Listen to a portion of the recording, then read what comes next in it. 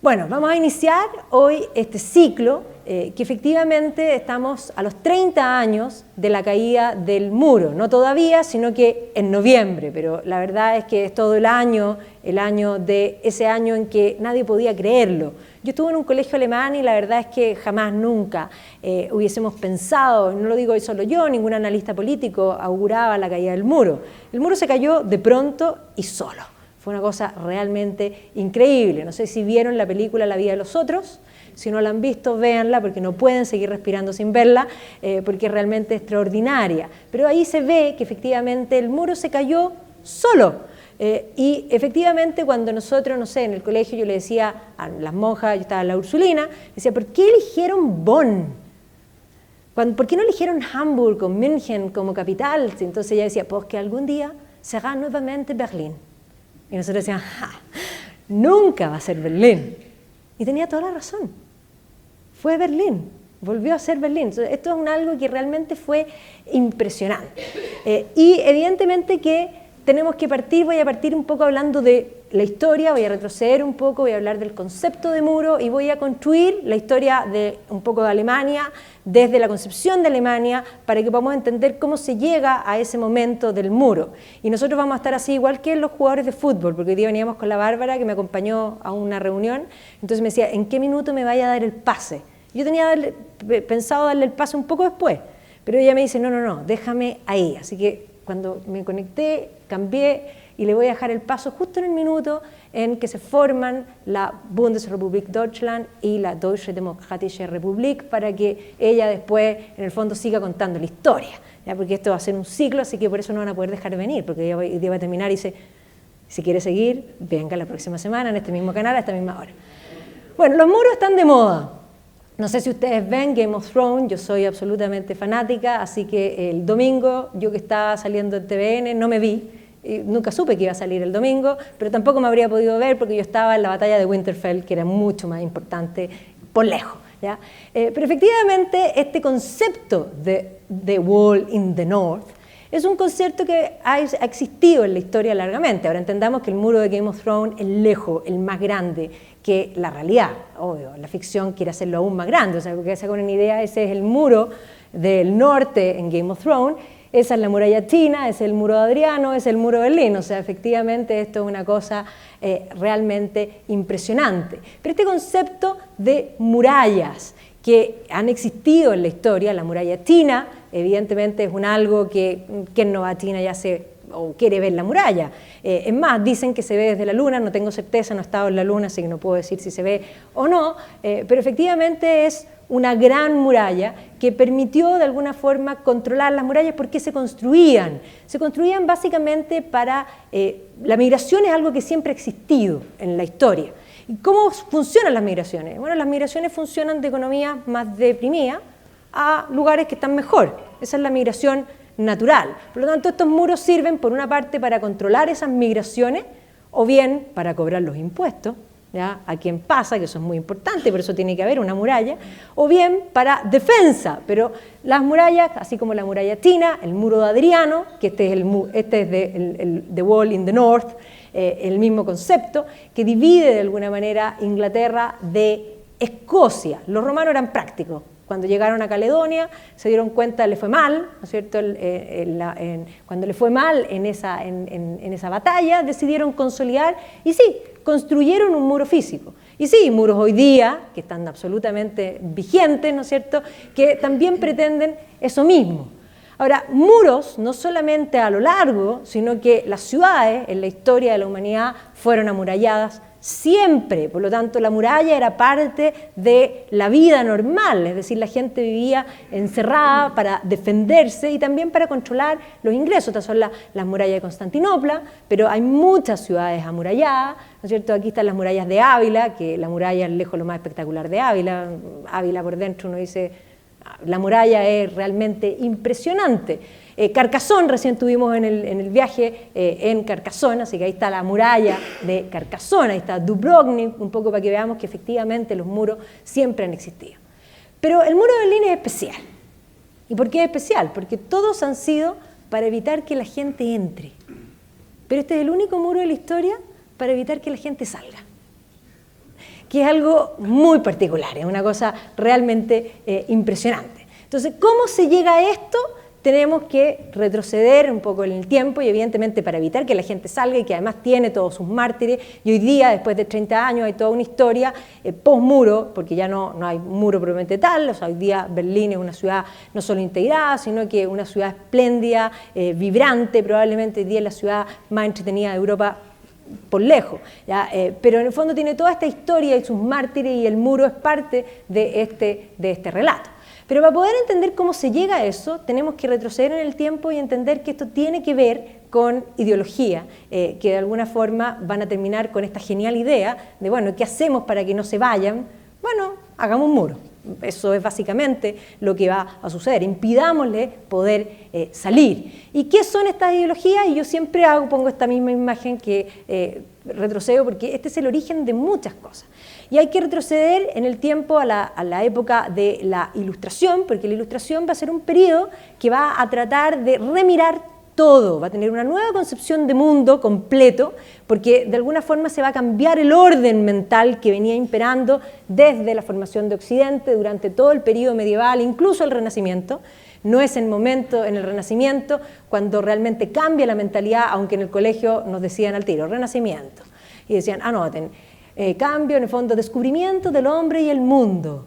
¿Ya? Y la verdad es que eso es copy-paste de un par de historiadores que inventaron esta invención, como diría mi maestro don Julio Retamal, esta invención historiográfica. El Renacimiento, la gente del Renacimiento, bueno, como la gente en muchos periodos, nunca supo que estaba viviendo el Renacimiento. La gente de la Guerra de los 100 Años tampoco sabía que estaba peleando la Guerra de los 100 Años. ¿Ya? La gente de la Guerra de las Dos Rosas tampoco sabía que estaban en la Guerra de las Dos Rosas. ¿Ya? Esas son invenciones historiográficas posteriores que agrupan ciertas cosas y, visto con la perspectiva, le dan en el fondo esos contenidos. Así que efectivamente el momento de cambio sucede aquí. Cuando René Descartes dice eso que parece como la frase del bronce, ¿no es cierto?, pienso, luego existo, lo que está diciendo es que la razón humana es la que crea la realidad, que es una visión muy distinta. Antes era una visión teocéntrica, o sea, desde la idea de que Dios había creado, todo se ordenaba con Dios primero, el hombre era lo segundo, el mundo era lo tercero. Pero con esta idea, pienso, luego existo,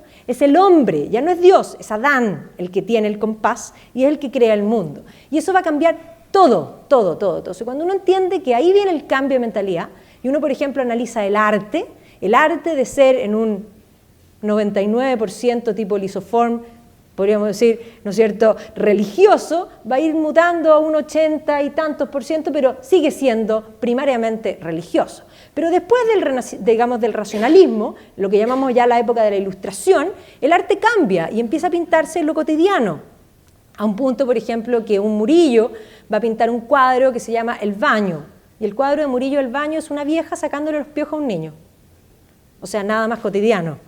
¿Ya? O sea, efectivamente al interior todo lo que el hombre hace merece ser pintado. Cambia la arquitectura, vamos a pasar de un Escorial, que es la mentalidad anterior, donde podríamos decir la iglesia está en el centro, es un monasterio-palacio, a un Versalles, donde en el centro está la estatua ecuestre del rey, la habitación del rey, y la capilla se construye 50 años en un costado. Eso es un cambio de mentalidad. Entonces, eso que se ve en el arte, que se ve en la arquitectura, se va a ver también en la política.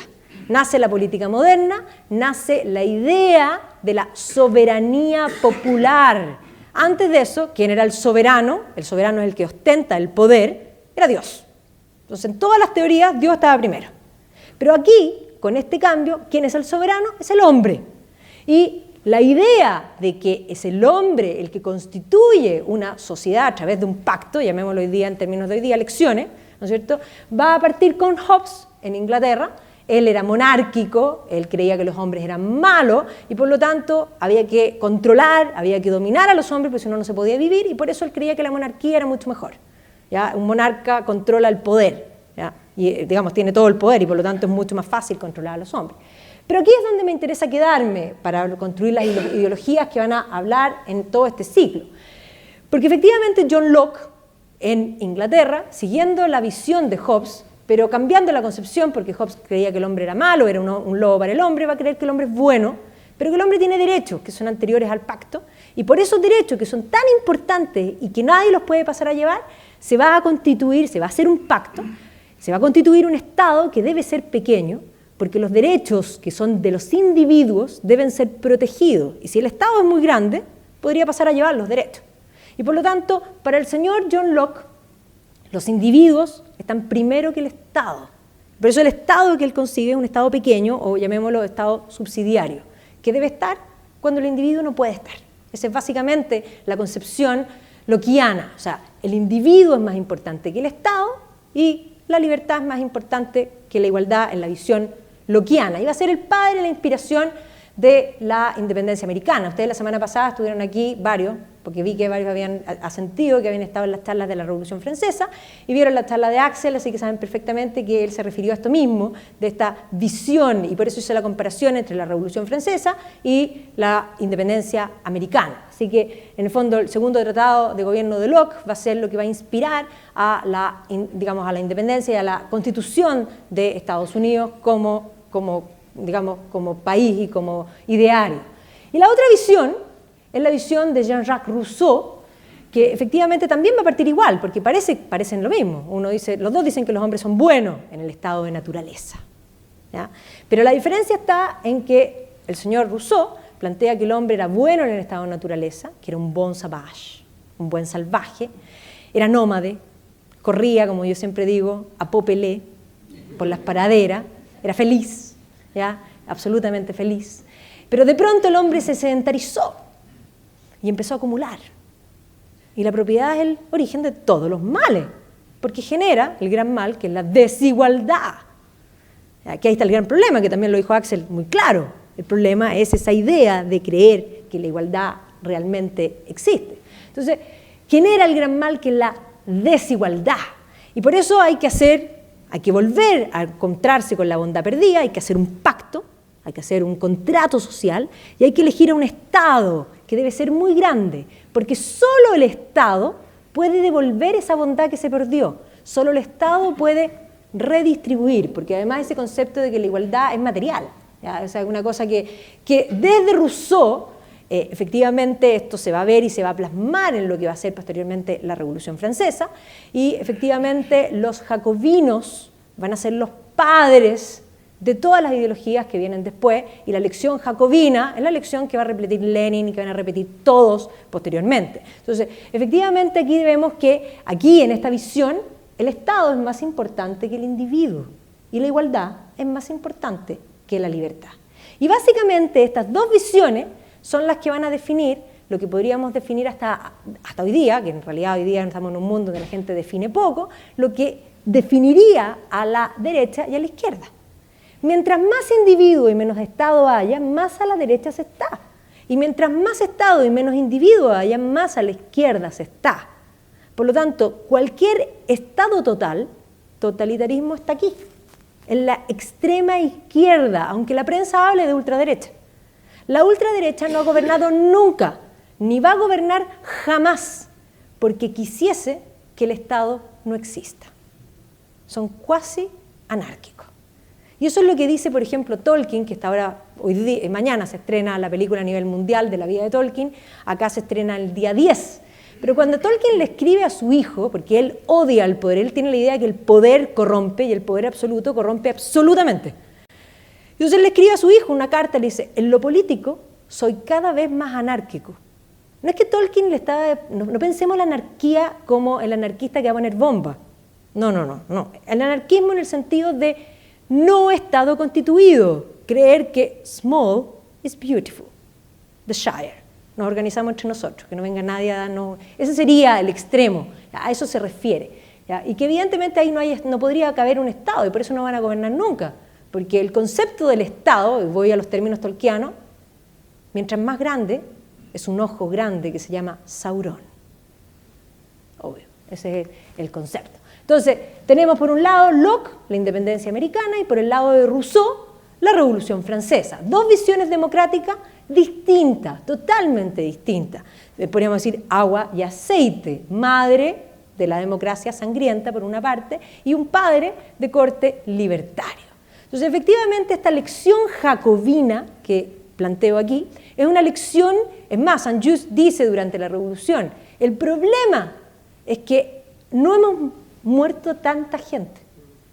Lo dice así textual. Porque hay que renovar la raza humana desde la sangre. Esa idea de que para renovar hay que matar. Yo vi ayer vi Avengers, yo diría que tiene que ver Avengers, cantidad. Salí haciendo un análisis político, recién estaba haciendo el comentario, podríamos hacer un ciclo de Avengers. De todas maneras. Pero efectivamente Thanos cree eso.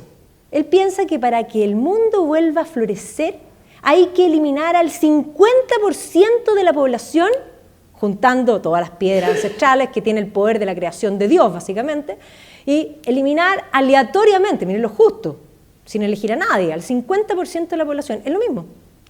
Básicamente es la misma idea, ¿ya? Esa idea de, por una buena razón. Las ideas de la revolución, a través de Napoleón, se van a exportar por toda Europa y evidentemente Napoleón y las ideas de la revolución van a permitir, entre otras cosas, que despierte Alemania. Ya llegué a Alemania, no se preocupen, que era una introducción un poco. Alemania no existe. Es un montón de principados, ¿no es cierto?, que tiene una unión a través del Sacro Imperio Romano Germánico, pero que ya en la época de Lutero podemos ver que Carlos V, que era emperador de Alemania, es Carlos I de España, Carlos V de Alemania, no tenía el poder suficiente, porque si lo hubiese tenido habría parado la Reforma y no tenía el poder, habría un poder más bien nominal. Entonces, no era una entidad unitaria. Durante la Ilustración, Voltaire se refirió a Alemania diciendo, Alemania no existe. Y eso es algo que a los alemanes, que es verdad no existía, no había Alemania, Alemania es más joven que Chile, ¿ya? Italia también, no existía ni Alemania, ni existía Italia. Herder, que era un pastor luterano, dice, ¿cómo que Alemania no existe? Y entonces él empieza a buscar qué es lo alemán, el ethos, esto que nos constituye en algo distinto al resto de los países. Y es más, la invasión napoleónica va a ser parte de lo que va a terminar despertando a Alemania, porque se están preguntando qué somos desde Herder. Herder va a constituir que existe algo que se llama el Volksgeist, este espíritu del pueblo. Y entonces empiezan a buscar qué son. Y en ese buscar qué son, lo que van a tener claro es lo que no son. Muchas veces uno se tiene que definir por lo que no es. Y lo que está claro es que cuando los invade Napoleón es que franceses no somos. ¿Ya? Entonces, ¿qué somos? Y surge el movimiento romántico. Aquí está el cuadro de Caspar Friedrich, gran pintor alemán romántico, que se llama Caminante sobre el mar de nubes, que a mi juicio es el manifiesto del movimiento romántico, donde tenemos este hombre frente al infinito. El romanticismo es un movimiento, yo siempre digo adolescente, que reacciona contra el excesivo racionalismo. El racionalismo, básicamente, cuando Descartes dice, ¿el hombre qué es? Lo define como una cosa pensante. El hombre es una res cogitans, así lo define. Y por lo tanto somos cerebros con patas, eso somos. Entonces, ¿qué dicen los románticos? No somos solo eso. Y los sentimientos, y las emociones. Entonces, básicamente los románticos van a reaccionar igual que un adolescente, por eso digo que es un movimiento adolescente. Porque ¿qué hacen los adolescentes? A los adolescentes les gusta todo lo que a sus padres no les gusta. Y les carga todo lo que a los padres les gusta. Por eso cuando uno tiene un hijo adolescente y llegan con una polola que a uno no le gusta, uno le tiene que decir, me encantó. Porque si no, es grave, ¿ya? Entonces, efectivamente, este movimiento busca las emociones, busca los límites, quiere ir más allá de lo racional, de alguna forma. Y dentro del movimiento romántico van a aparecer muchas manifestaciones que se van a manifestar en lo político, que se van a manifestar también, sobre todo en Alemania, en un nacionalismo. El nacionalismo es parte de este movimiento romántico, ¿ya? Los socialismos, ojo, también son parte del movimiento romántico. El movimiento romántico es un movimiento tremendamente fundante de lo que es el mundo actual, ¿ya? Efectivamente, de ahí salen muchas cosas.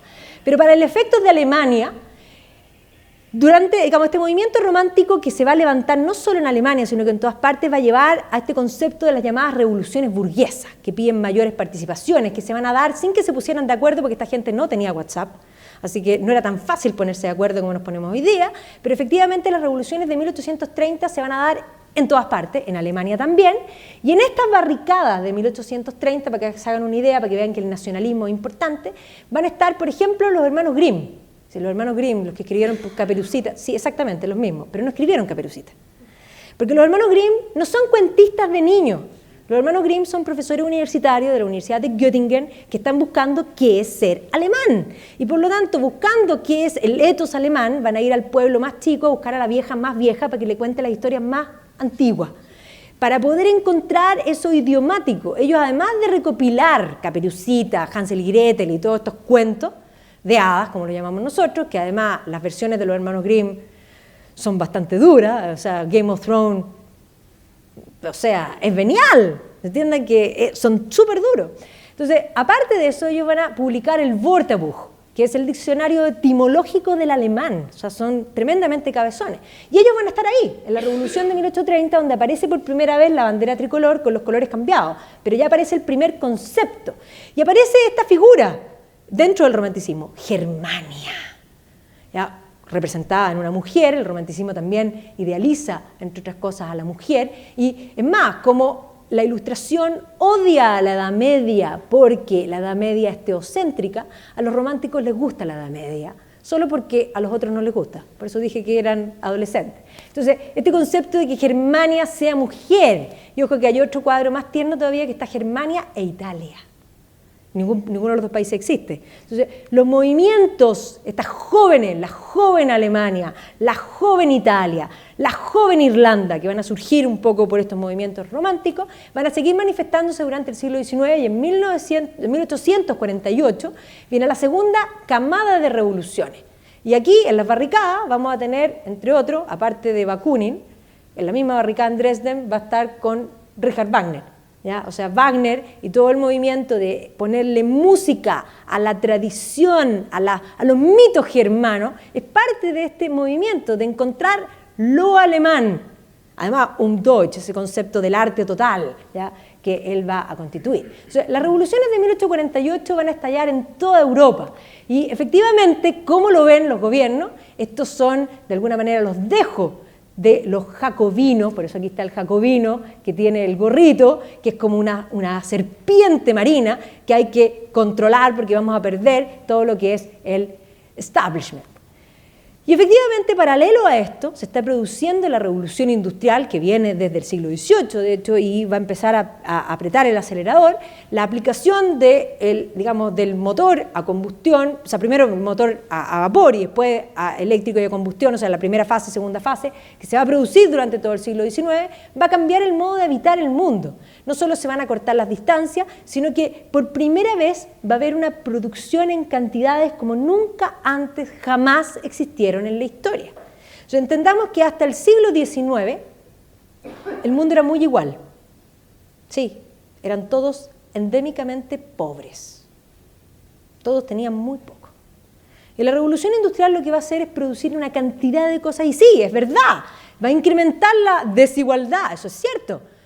Pero también va a surgir un nuevo grupo que es una clase media que va a empezar a subir, o sea, todos van a subir. Es cierto que la brecha va a aumentar, porque antes eran todos pobres, incluso los que tenían mucho. Uno va a cualquier palacio del siglo XVIII y yo siempre me río y le digo, bueno, ¿dónde están los closets? No hay closet. No, el concepto no me combina, no existía. Nadie nunca se preocupó de la combinación. ¿Ya? Esos son conceptos muy modernos. O sea, nosotros, es más, frente a un closet lleno, decimos la frase que piensen en la gente del siglo XVIII, no tengo qué ponerme. Y tenemos cantidad de ropa. Entonces, el mundo cambió mucho y nosotros no entendemos que nosotros somos parte de esta sociedad de consumo. O sea, el mundo moderno en el que nosotros habitamos se inventa aquí, con la revolución industrial, con estas visiones, en el fondo, en lo político. Y en ese marco, en 1848, y con estas dos cosas funcionando, revolución industrial por una parte, y las ideas políticas que vienen, en el fondo, desde, digamos, el siglo anterior, podemos encontrarnos con el personaje de Marx y de Engels, que de hecho van a escribir el Manifiesto Comunista en 1848, y lo escriben en Inglaterra. Obvio, porque era la sociedad industrial más importante, y como dice Michael Burley, cuando empiezan las migraciones y todo el problema del Brexit, le dice, bueno, él plantea, dice, es que el problema es que todos entran a Europa y se vienen a Inglaterra. Entonces yo le digo, bueno, ¿y por qué es eso? Y me dice, really, we are too nice.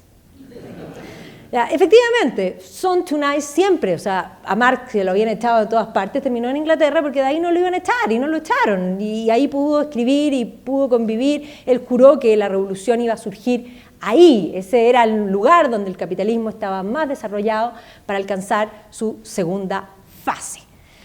Mientras tanto, Alemania no existe y efectivamente desde lo que va a ser el reino de Prusia va a empezar a constituirse lo que vamos a hablar de Alemania. ¿Ya? Entendamos que efectivamente el concepto de Alemania, como podríamos pensar en el Sacro Imperio Romano Germánico, representaba una unidad territorial bastante más grande y el Sacro Imperio Romano Germánico va a terminar siendo abolido finalmente por Napoleón. Así que ya no hay ni siquiera imperio, o sea, lo que quedaba, que era nominal, termina por desaparecer y por lo tanto empiezan a preguntarse, con todo este nacionalismo que está en el ambiente, por si habrá que unificar Alemania. Las ideas de unificación estaban en el ambiente, ¿ya? Y efectivamente no va a ser, porque siempre se pensó que quien debía unificar Alemania era el Estado más poderoso, y el Estado más poderoso históricamente había sido Austria, hasta que Prusia comienza a levantarse. Ya desde Federico el Grande, Prusia cambia el pelo y efectivamente Prusia va a cambiar el pelo con Federico y posteriormente esta figura, Otto von Bismarck, va a ser esencial en el cambio de concepción de lo que va a ser Prusia. Es más, en las reuniones germánicas que todavía existían, donde todos los estados se reunían, Austria, que era el estado más importante, por ejemplo, para darles ejemplos prácticos, los austriacos tenían derecho a prender un puro, solo los austriacos, porque eran lo más importante. Y Bismarck llegaba a esas reuniones y prendiendo el puro. Partamos desde lo simple.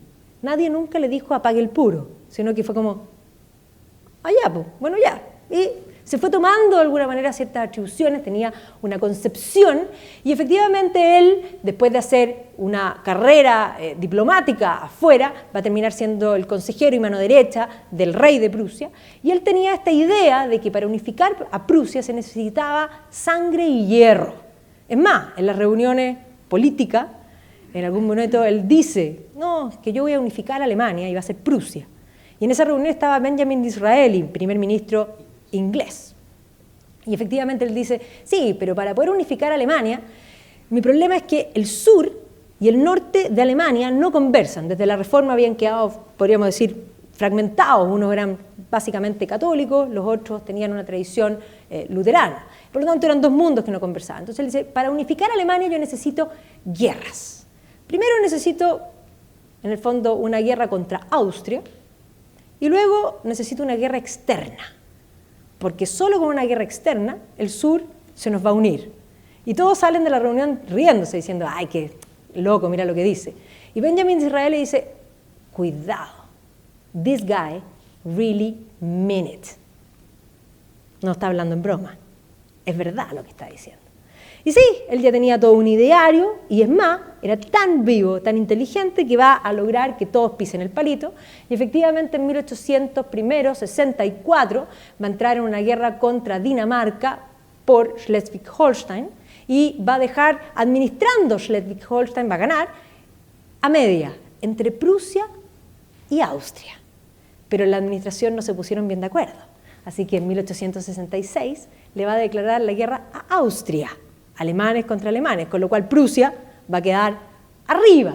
Y después de eso, necesitaba que el sur se aliara, y por lo tanto necesitaba que alguien de afuera le declarara la guerra, y le va a mandar literalmente una trampa con palito a Napoleón III, que va a pisar el palito y va a estallar la guerra franco-prusiana, que la va a declarar Francia. O sea, cuando Francia le declara la guerra a Prusia, el sur también, Baviera y todos se alían, y termina esta, no solo con el combo en el ojo, porque efectivamente Sedan fue un desastre para los franceses, y fue el fin del segundo imperio francés. El pobre Napoleón III se tuvo que ir a Inglaterra, they are too nice, ¿no es cierto? Ahí lo recibieron, ¿ya? Y los alemanes van a declarar el segundo Reich alemán en el Salón de los Espejos del Palacio de Versalles. Eso duele, cantidad. ¿Ya? Y es más, ahí va a estar Guillermo, ¿no es cierto?, que va a haber toda una pugna porque él quería ser Kaiser de Alemania, pero el sur no quería que fuera de Alemania, sino de los alemanes. Y finalmente esta pugna que le dice, no, no me voy a coronar, lo nombraron Kaiser, sin apellido.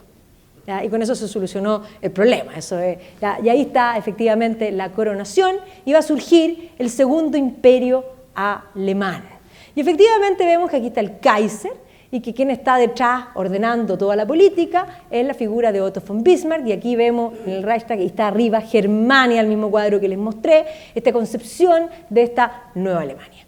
Con Alemania unificada en el fondo 871, Alemania va a poner el acelerador en la segunda fase de la revolución industrial y va a empezar a competir muy fuerte con Inglaterra, a tal punto que si nosotros vemos acá en 1870, Inglaterra produce más que Alemania, pero para 1913 Alemania produce más que Inglaterra. Ahora, esos gráficos son aún más interesantes si uno ve que para 1913 Estados Unidos produce más que Inglaterra y Alemania juntos. No es menor, ¿ya? Entonces, efectivamente, Alemania va a entrar muy fuerte a competir con Inglaterra, y eso explica por qué en la segunda mitad del siglo XIX Inglaterra va a exacerbar el colonialismo. Ya sabe que no es la más linda y por lo tanto a través del colonialismo puede seguir mostrando, uno nunca puede mostrar la hilacha. Entonces uno no puede no ser la más linda, pero uno siempre tiene que parecer linda, ¿ya? Y eso es parte del juego político, ¿ya? Y por lo tanto este juego funciona y funciona muy bien, sobre todo para los efectos de Alemania, porque aunque no es la más linda, y Alemania produce más, no puede competir con Inglaterra, porque Inglaterra, teniendo las colonias, tiene materias primas aseguradas y tiene mercados asegurados. Por lo tanto, económicamente, el tener colonia es una ventaja que Alemania, al unificarse tarde, el mundo ya estaba repartido. Así que aquí vemos a Otto von Bismarck con la torta diciendo, ya, bueno, en África, ¿cuál es mi pedazo? No te quedó ninguno, ya lo repartimos. ¿Ya? Y en ese contexto vamos a encontrarnos que a la sucesión de Guillermo, el hijo dura 5 minutos porque el hijo en realidad asume ya enfermo, era el casado con Vicky, que era la nieta, digamos, la hija de la reina Victoria. Así que Guillermo II, es el nieto de la reina Victoria, que va a asumir rápidamente. O sea, el padre alcanza a gobernar un par de meses y siempre el padre supo que él se iba a morir y le pide a Otto von Bismarck apoya a Guillermo. Yo sé que el niño, obviamente los padres siempre hablan del niño, ¿no es cierto? El niño no tiene una personalidad muy fácil, no era fácil. Ahora no era su culpa enteramente. Guillermo II va a nacer con un problema físico que al nacer, en el fondo al sacarlo, le cortaron como un tendón, parece, en el brazo nunca creció y eso implicó que se viera creepy y Victoria, la madre, va a hacer todos los tratamientos más insólitos para ese pobre niño, para arreglarle el brazo, que incluso galvanismo, le van a poner electricidad desde que tenía como 4 años, le ponían unos corsés, le apretaban unas cosas. Así que si el niño quedó un poco curioso, no fue su culpa. A ese pobre niño lo torturaron. Por eso la reina Victoria lo quería tanto. Es un poco típico la abuela defendiéndolo de la madre, que le exigía más allá de lo que el niño podía. Pero sí, era competitivo, por lo mismo, como se sabía que tenía un problema físico, él era competitivo en todo. Es más, sus tíos lo odiaban. Y lo odiaban por eso mismo. O sea, cuando llegaba a Inglaterra, bastaba que, no sé, Bertie le gustaban los barcos, y entonces al año siguiente Guillermo Billy llegaba con más barcos mejores. Entonces, lo que decía Bertie, hace que uno termine odiando lo que ama. O sea, debe haber sido realmente no menor. Y así como tenía esa personalidad, si le sumamos que era joven, impetuoso, cuando sube al trono, él va a hacer que Otto von Bismarck no lo echa, pero hace que se vaya. Es más, Otto von Bismarck cuando renuncia pensaba que él le iba a decir, por favor, quédate.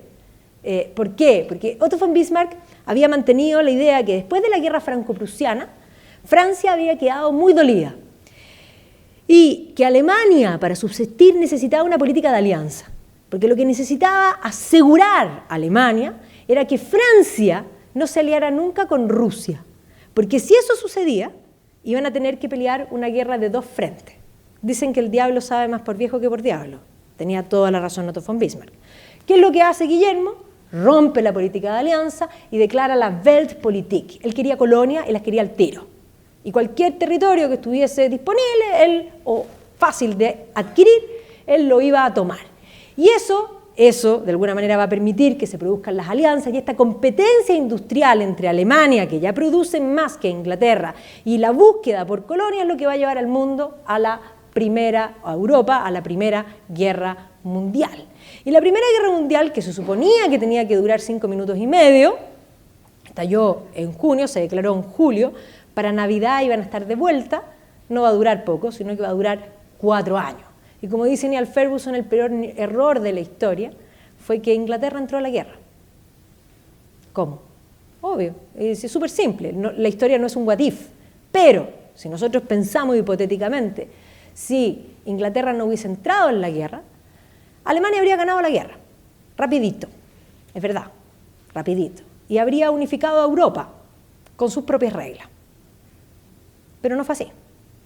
Inglaterra entró a la guerra duró 4 años, no quedó saldado el problema, hubo segunda guerra por culpa de la primera guerra, murió una cantidad de gente enorme, y hoy día vamos a hablar que después de eso va a terminar unificándose Europa bajo las reglas de Alemania.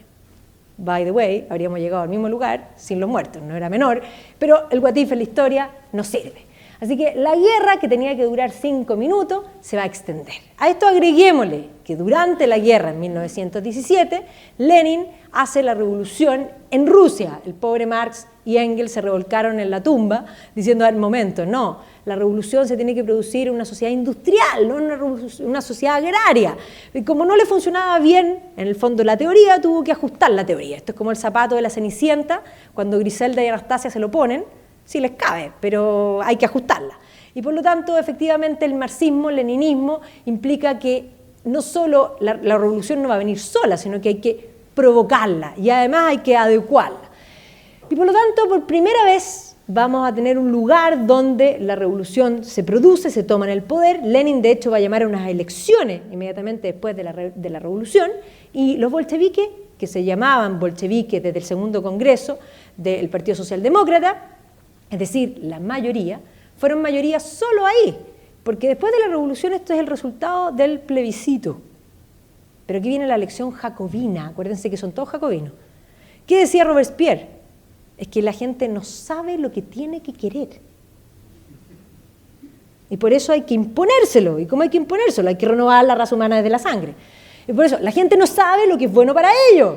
Y por eso Lenin va a provocar la guerra civil, porque Lenin provoca la guerra civil. Siempre, generalmente cuentan la historia al revés, se le produjo, no se le produjo, él provoca la guerra civil porque viendo que no tiene mayoría necesita la guerra civil y solo en guerra civil se puede limpiar la raza humana desde la sangre, ¿ya? Están en guerra. Y efectivamente después de eso ya estabilizar, establecer el gobierno bolchevique como ya estabilizado. Mirando, si nosotros vemos el manifiesto comunista termina diciendo obreros del mundo unidos, es un movimiento internacional. Y por lo tanto, desde la Unión Soviética, que ahora tiene una plaza, tienen en el fondo el gobierno, se va a establecer la llamada Internacional Comunista, el Comintern, y este Comintern da todos los dictámenes para todos los partidos comunistas del mundo. Y efectivamente el año 1919, ahí en la revista yo escribí un artículo que le puse 1919, el año de la marea roja. El año 1919, después de la guerra, fue el año en que estuvimos a punto de que todo quedara comunista. Y cuando digo todo, es todo, ¿ya? Y efectivamente, ¿por qué? Porque Lenin sabía que en la Unión Soviética, ex Rusia, la teoría no funcionaba. La teoría estaba escrita para una sociedad industrial. Generalmente, la Revolución Rusa tiene 2 fases. La primera fase en febrero, cuando Kerensky se toma el poder y sacan al zar, y una fase que se llama en octubre, cuando Lenin radicaliza y toma el poder. Y por lo tanto, ese término, Oktober, igual que la película de Eisenstein, que se llama Oktober, que era para celebrar la revolución, era un término que era la jerga propia. Producir otro octubre. ¿Dónde? En Europa. ¿Dónde? En una sociedad industrial. ¿Dónde? Donde haya caldo. Alemania era un gran sueño. Entonces, el año 19 va a haber movimientos comunistas, no solo en Alemania, sino que en muchas otras partes, pero efectivamente es un año rojo. Entonces, en 1919, esta es la bandera roja del periódico del Partido Comunista, o en el fondo lo que se llama la Spartacus Bund alemán, que efectivamente van a tratar de tomarse el gobierno. En Italia, 1919, 1920, se denomina el Bienno Rosso, los 2 años rojos, donde los partisanos terminan tomándose prácticamente y parando todas las fábricas del norte, incluida la emblemática Fiat. Y efectivamente Antonio Gramsci, que es el ideólogo de alguna manera del partido, va a plantear esta nueva vía, en el fondo, hacer la revolución apoderándose de las áreas estratégicas de la sociedad, de la cultura, la educación, los medios de comunicación, que de alguna forma podríamos decir la nueva visión de este marxismo renovado y vigente hasta hoy día. Entonces, efectivamente, 1920 es el Bienio Rosso y las guardias rojas de ocupación ocupan, en el fondo, todas partes. Y eso permite que surja el partido fascista. Mussolini era un socialista, era miembro del Partido Socialista, había sido editor del Avanti, el periódico más importante socialista, lo habían expulsado por mal portado, siempre fue medio matón, ¿ya? Y efectivamente él va a fundar un nuevo partido, que es este partido, en el fondo, fascista, va a crear los Fasci di Combattimento. Él sigue siendo socialista. Él cree en el Estado tan profundamente que dice que no puede haber nada fuera del Estado. Así es su concepción, está aquí. ¿Ya? Pero es nacionalista. Él quiere un socialismo, pero lo quiere con pizza, con tarantela y con tiramisú, perles italiano. ¿Ya? Y efectivamente la tónica de este periodo es socialismo, son todos socialistas. Aquí no encontramos lo que podríamos definir derecha, no hay en el fondo lo que puse acá, individuo. Todos creen en el Estado en mayor o menor medida. Esto es Andalucía, para que se hagan una idea, en este periodo también, año 19. Y aquí vemos el año 19, en el fondo las manifestaciones, viva Rusia, efectivamente todos tienen la visión sovietizada.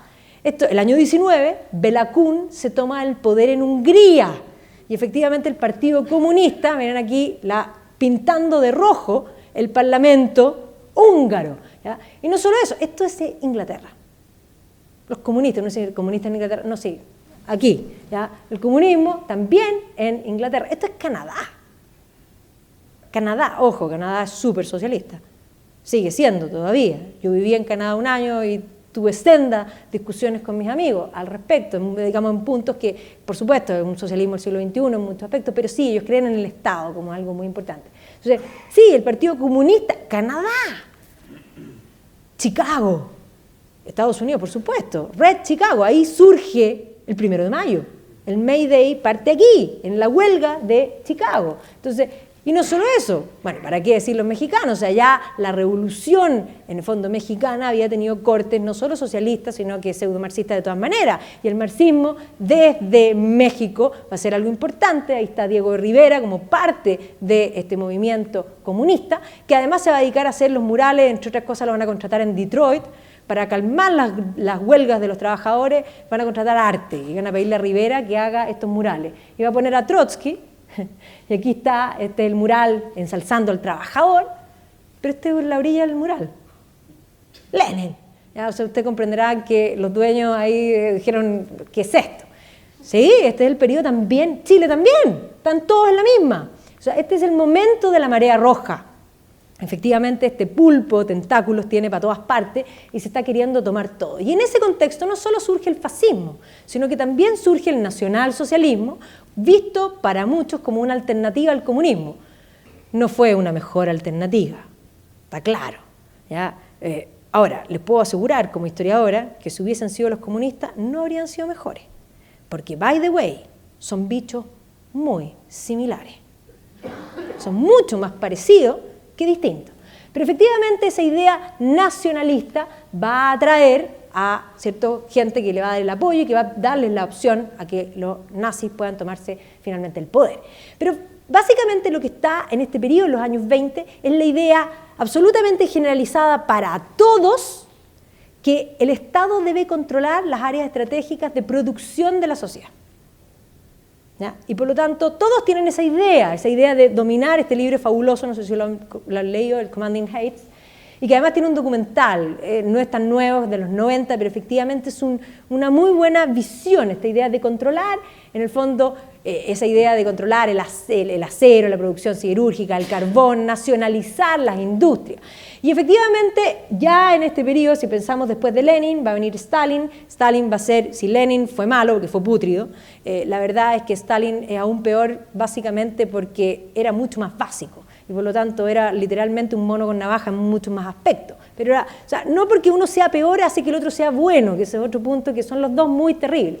Pero si hay una cosa que hay que reconocerle a Stalin, es que Stalin va a industrializar a la Unión Soviética, a un costo altísimo, sin duda. Pero, ¿qué va a ver el mundo? Y eso es lo que va a mostrar Stalin. Que efectivamente los índices de la Unión Soviética se van hacia arriba y por lo tanto la visión de que una economía centralizada, planificada, puede dar buenos resultados. Y esa idea de la economía, en el fondo controlada del Estado, va a permear todo, sobre todo cuando las ideas de Keynes, que es la idea de que el Estado debe intervenir en la economía haciendo sus tunes, digamos, no es absolutamente economía planificada, pero sí los keynesianos, hasta el día de hoy, que existen los neo-keynesianos, creen que el Estado debe intervenir en economía, no creen que debe haber una libertad de mercado completa. Entonces, después del año 29, que él además augura la crisis, se convierte en un gurú y todos le siguen, digamos, la venia y después publica su teoría general y se convierte como en la Biblia. ¿Ya? Y incluso Estados Unidos, después del 29, va a llegar Roosevelt, que también va a crear el estado de bienestar y por lo tanto va a hacer crecer al Estado en la visión, podríamos decir, más de la línea keynesiana. Por lo tanto, todos son estatistas, más o menos. Y efectivamente el año 33, cuando Hitler llega al poder, podríamos decir que esta es la idea, Estado nacionalista, Estado total, Estado porque estos son estados totales, son totalitarismo. Totalitarismo total nacionalista o totalitarismo total internacional. Y por eso son anticomunistas, porque unos son nacionalistas y los otros son internacionales. Pero el que sea anticomunista no lo hace de derecha. No son de derecha, no existe, no hay derecha. No hay derechas en este minuto en ninguna parte. ¿Ya? La política se mueve en las izquierdas. Todos, incluso los que llamaríamos hoy día, podríamos llamarlos conservadores si queremos, en aspectos de otros tipos, pero en el aspecto económico no son para nada de derecha. No creen en la idea que la libertad política y la libertad económica tienen que ir de la mano. Ese es el punto que cambia. Entonces, en 1919, volviendo a Alemania, ya dice el concepto, tenemos que efectivamente el partido, o más bien el Partido Comunista, liderado por una parte por Karl Liebknecht y por Rosa Luxemburgo, van a querer tomarse el poder el año 19, se van a tomar la ciudad de Berlín, va a haber una intentona espartaquista que va a terminar siendo reprimida con la fuerza y efectivamente además con un momento de caos, porque el año 19 va a terminar abdicando el Kaiser y se va a constituir una república que se llama la República de Weimar, que además después de la guerra partía mal, ¿ya? Y además con esta intentona que no va a ser menor. Ahora, este intento de parte de los espartaquistas va a terminar, que además van a terminar proclamando la República en el fondo alemana, tomándose la ciudad de Berlín, va a terminar con los líderes muertos. De hecho, a Rosa Luxemburgo y a Karl Liebknecht los van a pillar, los van a matar y posteriormente se van a convertir en mártires y en vez de, podríamos decir, en vez de apagar el fuego, le van a poner más benzina. Por lo tanto, los espartaquistas van a surgir con más fuerza después de la muerte de sus líderes. Ahí está la Rosa Luxemburgo con la Clara Zetkin, que en el fondo hay que entender también que los socialismos son los primeros en darle cabida a las mujeres. Así que cualquier mujer en política en este periodo son todos socialistas. Ahora, yo siempre digo que si yo hubiese vivido en este periodo, probablemente yo habría sido socialista.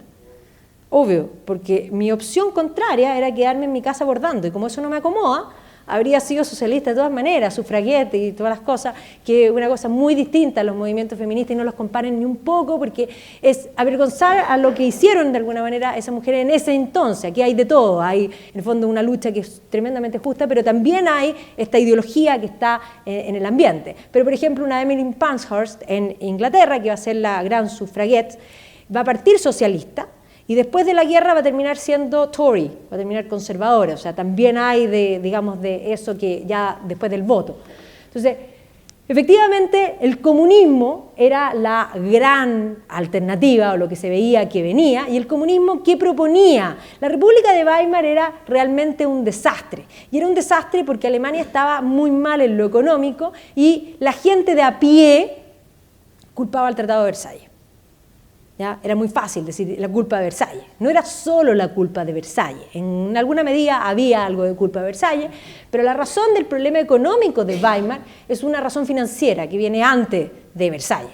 Y básicamente tiene que ver con los bonos de la guerra. Entonces Alemania quebró financieramente antes de que terminaran de apagarse los cañones, en el fondo, de agosto. ¿Ya? Entonces, efectivamente, ir contra el Tratado de Versalles va a hacer que los comunistas vayan ganando adeptos, van a tener su propio medio, el Die Rote Fahne, ¿no es cierto? Y van a tener toda una idea de levantar a Alemania, de liberar a Alemania, de permitir que Alemania vuelva a surgir. Ellos eran una potencia, eran más importantes y producían más que Inglaterra para antes de la guerra. Y ahora Alemania estaba totalmente destruida. Esta es la República de Weimar. Y la República de Weimar el año 23 va a tener un problema endémico. O sea, la República de Weimar se va a declarar el 19 y no va a funcionar porque la economía no funciona. Y el año 23 va a ser un desastre porque la hiperinflación, se va a producir una hiperinflación que es la más grande que ha existido en la historia registrada. En todas partes. Esta es la más grande. Así que la de Argentina en los 80 no es nada al lado de esta. ¿Ya? Efectivamente, aquí es cuando el dinero, de alguna manera, muere. ¿Ya? Y claro, vemos que ¿para qué sirve la plata? Bueno, para que hagan volantines, ¿ya? Porque esta es la hiperinflación. Lo que en el mes de julio valía 100, en el mes de noviembre hay que agregarle 3, 6, 12, más de 12 ceros. O sea, este es un billete de 100 billones mark para comprarse en términos y equivalentes chilenos un Super 8. Esto es, era rico, ahora soy miserable. O sea, los ricos ahora son pobres y los pobres son miserables. Ahí tienen un gráfico aún más claro. Esto es la hiperinflación del año 23. Insostenible. ¿Qué política puede funcionar con eso en la economía? Ninguna. Y por eso los cancilleres van a caer permanentemente. Y cualquiera que hablara en contra del Tratado de Versalles, que supuestamente era la culpa de todo esto, iba a ganar adeptos. Entonces estos son los fantasmas de la unificación y estos son los términos de la paz. Los términos de la paz que además se los impusieron, porque efectivamente en Versalles se va a firmar la rendición con los alemanes en un vagón de tren y se va a firmar la paz adentro del Salón de los Espejos, donde se ve una foto llena de gente. Y de toda esa gente no hay ni un alemán. O sea, no se firmó la paz, se impuso la paz. Y la paz fue absolutamente tonta. Tonta si lo que se quería era la paz. Y se supone que lo que se quería era la paz. Lo que se firmó ahí aseguraba la guerra. Evidentemente esto era absolutamente imposible. Alemania era la culpable de todos los costos de la guerra. Ya, perfecto. Tiene que pagar todos los costos. Ya, perfecto. Pero además le van a desmantelar las industrias. Entonces cuando le desmantelan las industrias, dice, ya, perfecto, tiene que pagar todos los costos y me quitan la industria. ¿Cómo te pago? Y la respuesta de Versalles es, bueno, ese es tu problema. No era un problema menor. ¿Ya? Entonces, efectivamente, esto es lo que ve la gente, esto son las caricaturas. O sea, los términos de la paz eran una pastilla imposible de tragarse por nadie. Estos son niños alemanes, das Rheinland es libre, el Ruhr, la zona industrial, es libre. Y eso es lo que permite el ascenso del Partido de los Trabajadores, que no es creado por Hitler, y que Hitler, que había peleado en la Primera Guerra Mundial, le va a tocar fiscalizarlo, él como soldado, porque de hecho el ejército alemán se va a reducir a la mínima expresión, y a Hitler, que era un austriaco, era un austriaco que se enroló en el ejército alemán, ya eso es raro. Cuando el ejército alemán se reduce a la mínima expresión, lo lógico, pero la lógica no funciona en estas cosas, era que el austriaco fuese el primero que se fuese a su casa. No, a él lo dejaron. ¿Ya? Entonces, él va a ir a fiscalizar y va a terminar ingresando. Y entiendan que la lógica del partido obrero, en este minuto todavía no se llama nacional socialista, se llama Partido Obrero Alemán, era un partido socialista, nacionalista, un poco copiándole a Mussolini, y por eso eran anticomunistas, y los Schutzwaffen salían a pegarle a la calle, literalmente, a los comunistas. Y ahí llegó Hitler, primero a fiscalizar, escuchó, después de que escuchó, pidió la palabra. Hitler no tenía buena formación para nada, no se leyó ninguno, cuando la gente dice, la visión nacional socialista se basa en Hegel, Hitler jamás leyó a Hegel, no habría podido hacerlo tampoco. Ni a Nietzsche leyó, y entiendan que Nietzsche se lee fácil, ¿ya? Porque el éxito de Nietzsche es que se lee como novela, a Hegel no, a Hegel hay que decodificarlo, no lo habría podido entender. Pero él se formó del modo que se forma mucha gente hoy día. Esta es la formación que se denomina pasquinesca, es decir, periódico 1, periódico 2, opinión aquí, opinión allá, pero era bueno para el collage, ¿ya? Y se armó una idea y efectivamente va a pedir la palabra, y si hay algo que Hitler hacía bien era hablar, va a ingresar al partido y rápidamente se va a convertir en el jefe del partido, o sea, va a terminar siendo el que habla todas las veces, y va a tener la idea de que le puede copiar a Mussolini, que se había tomado el poder el año 22, y el año 23 él quiere hacer una marcha para tomarse la ciudad de München, no Alemania, ¿ya? Y esto sale todo mal, ¿ya? Va a reclutar a Ludendorff, que había sido uno de los generales de la Primera Guerra Mundial, que no sé cómo le hizo caso, pero para que vean que era encantador de serpientes, pero efectivamente todo sale mal en el llamado putsch de la cervecería, va a terminar preso. Y va a estar poco tiempo preso, estaba condenado por más tiempo, pero tenía irreprochable conducta anterior. Se portó muy bien en la prisión. Así que a los 8 meses salió libre. En ese periodo va a escribir su libro, no, ni siquiera eso hizo, dictó su libro. Así que Rudolf Hess iba y él le dicta sus ideas. Y aquí él ya dice qué es lo que quiere hacer, de alguna manera, y lo más increíble es que ese libro lo escribe el año 23, y por lo visto los aliados posteriores nunca nadie leyó el libro o no le creyeron, que son dos alternativas posibles y viables.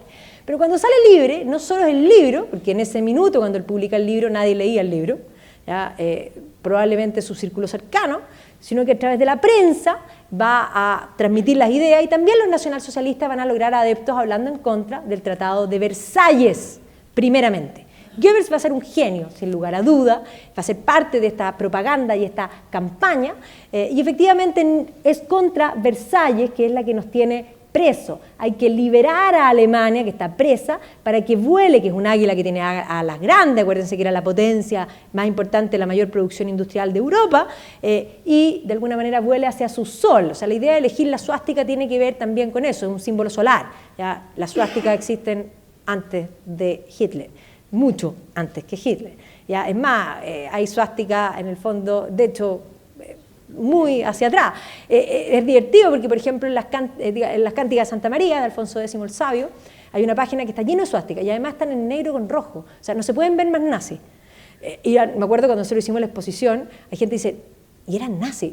No, no eran nazis, pero bueno, son símbolos que los van a tomar. Y evidentemente, ¿qué es lo que promete? Promete trabajo. Recuerden que la situación económica en que estaba Alemania, o sea, promete levantar a Alemania, devolver el trabajo, dar pan. Yo me río siempre cuando veo esto porque efectivamente los políticos prometían trabajo y pan. O sea, imagínense una campaña, no sé, yo me presento a diputada y pongo que prometo pan. Sería algo insólito, ¿no es cierto? O sea, la gente se reiría, pero entendamos que esa era la promesa. O sea, efectivamente este era un gran tema, ¿ya? Para que vean que los romanos lo tenían claro. La política es pan y circo. Lo es. Entonces, estas eran las dos alternativas para Alemania. Y él también hablaba en contra del Tratado de Versalles. Danzig, que es el corredor que le daba la salida al mar a Polonia.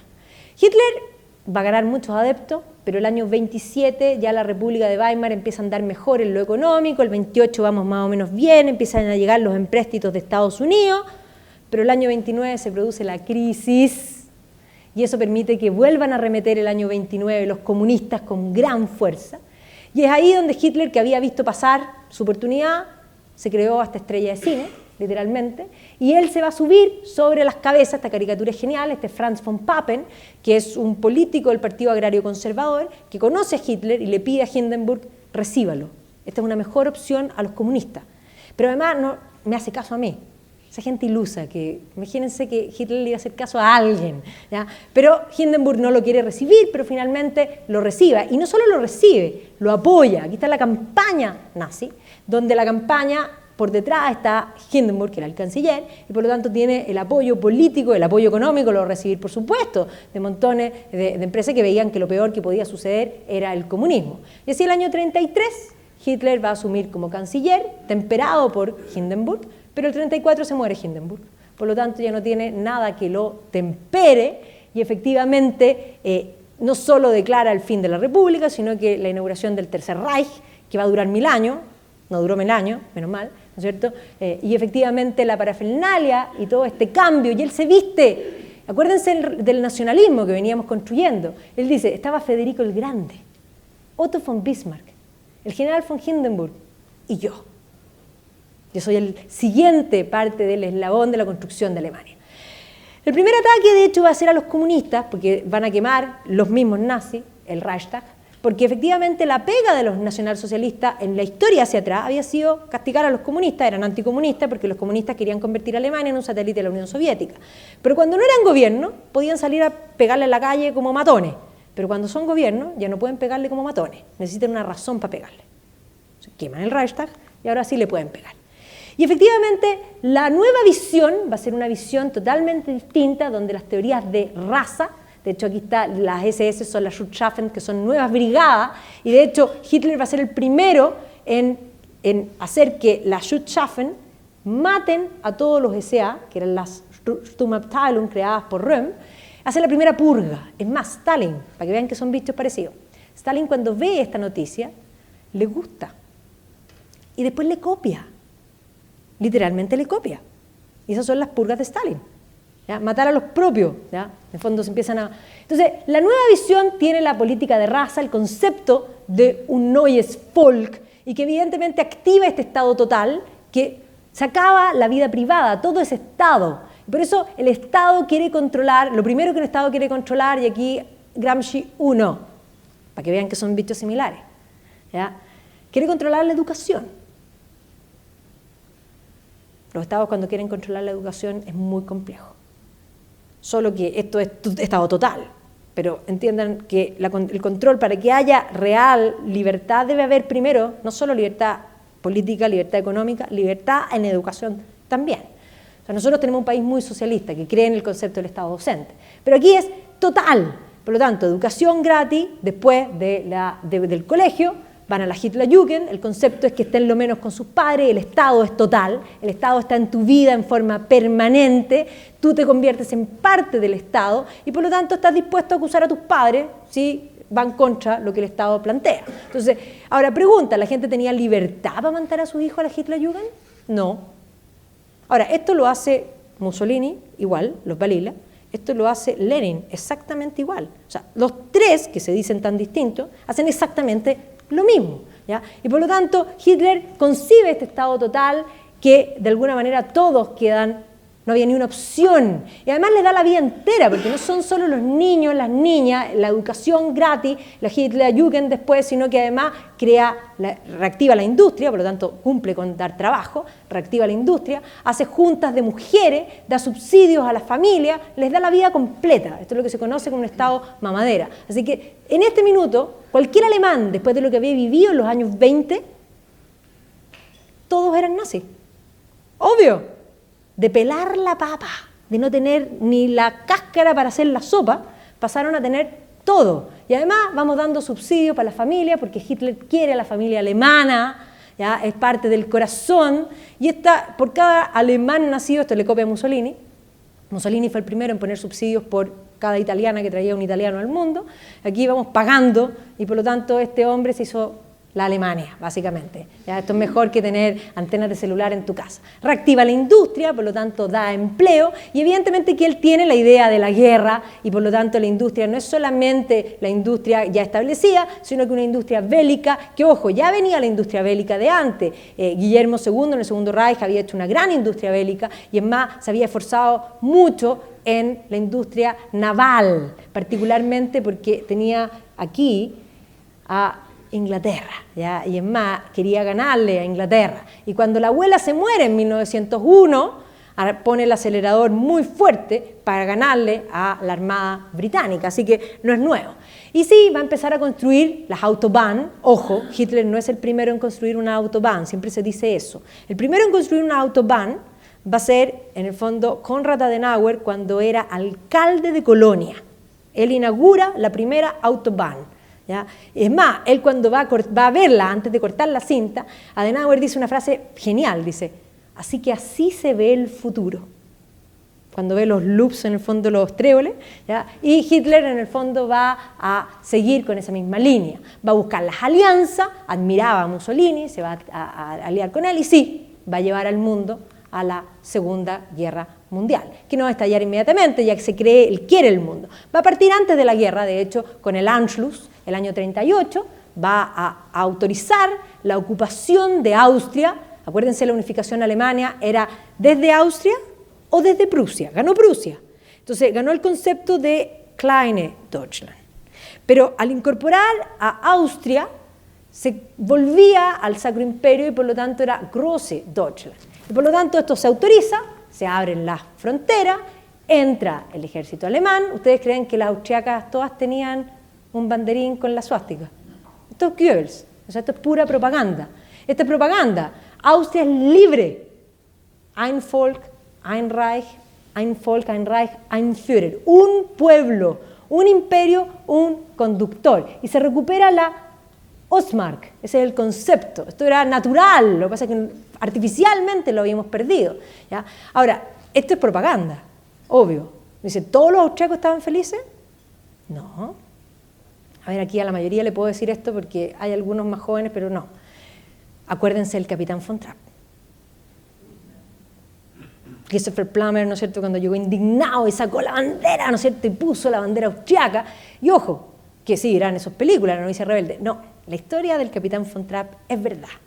En verdad sí se casó con la monja, que no era tan buena moza como Julie Andrews, hay que decirlo, Andrews. Sí, sin lugar a duda. Sí cruzó los Alpes con todos los niños y se fue a Estados Unidos y vivieron cantando, es verdad. Así que créanme que los austriacos no estaban todos felices. Y luego de tomar a Austria, va a pedir los Sudetes checos. Y se produce esta entrevista, que esto me detengo aquí un minuto. Esta entrevista que es insólita, la entrevista de München, donde llega el primer ministro inglés, Chamberlain, con su mujer, muy elegantes como pueden ver, él era un gentleman indeed, llega a tomar té, 5 o'clock tea time, con Herr Hitler. Entonces le pregunta, Herr Hitler, usted promete que si usted ocupa los Sudetes no va a pedir nada más. Y Herr Hitler, con la misma actitud que tenía frente a Hindenburg, por supuesto, yo jamás pediría nada más. Se firma el acuerdo, Mussolini está presente, Mussolini es el único que golpea la mesa y se va indignado. Dice, no puedo creer que estamos aquí entre cuatro paredes decidiendo el futuro de Checoslovaquia, que era un país inventado después de la Primera Guerra Mundial. ¿Ya? Y se va indignado. ¿Ya? Y efectivamente Neville Chamberlain llega de vuelta a Londres y dice, salvé la paz. Lo que uno dice es que, a ver, o era tonto. No, no era ni tonto. Entiendan que es otro setting mental.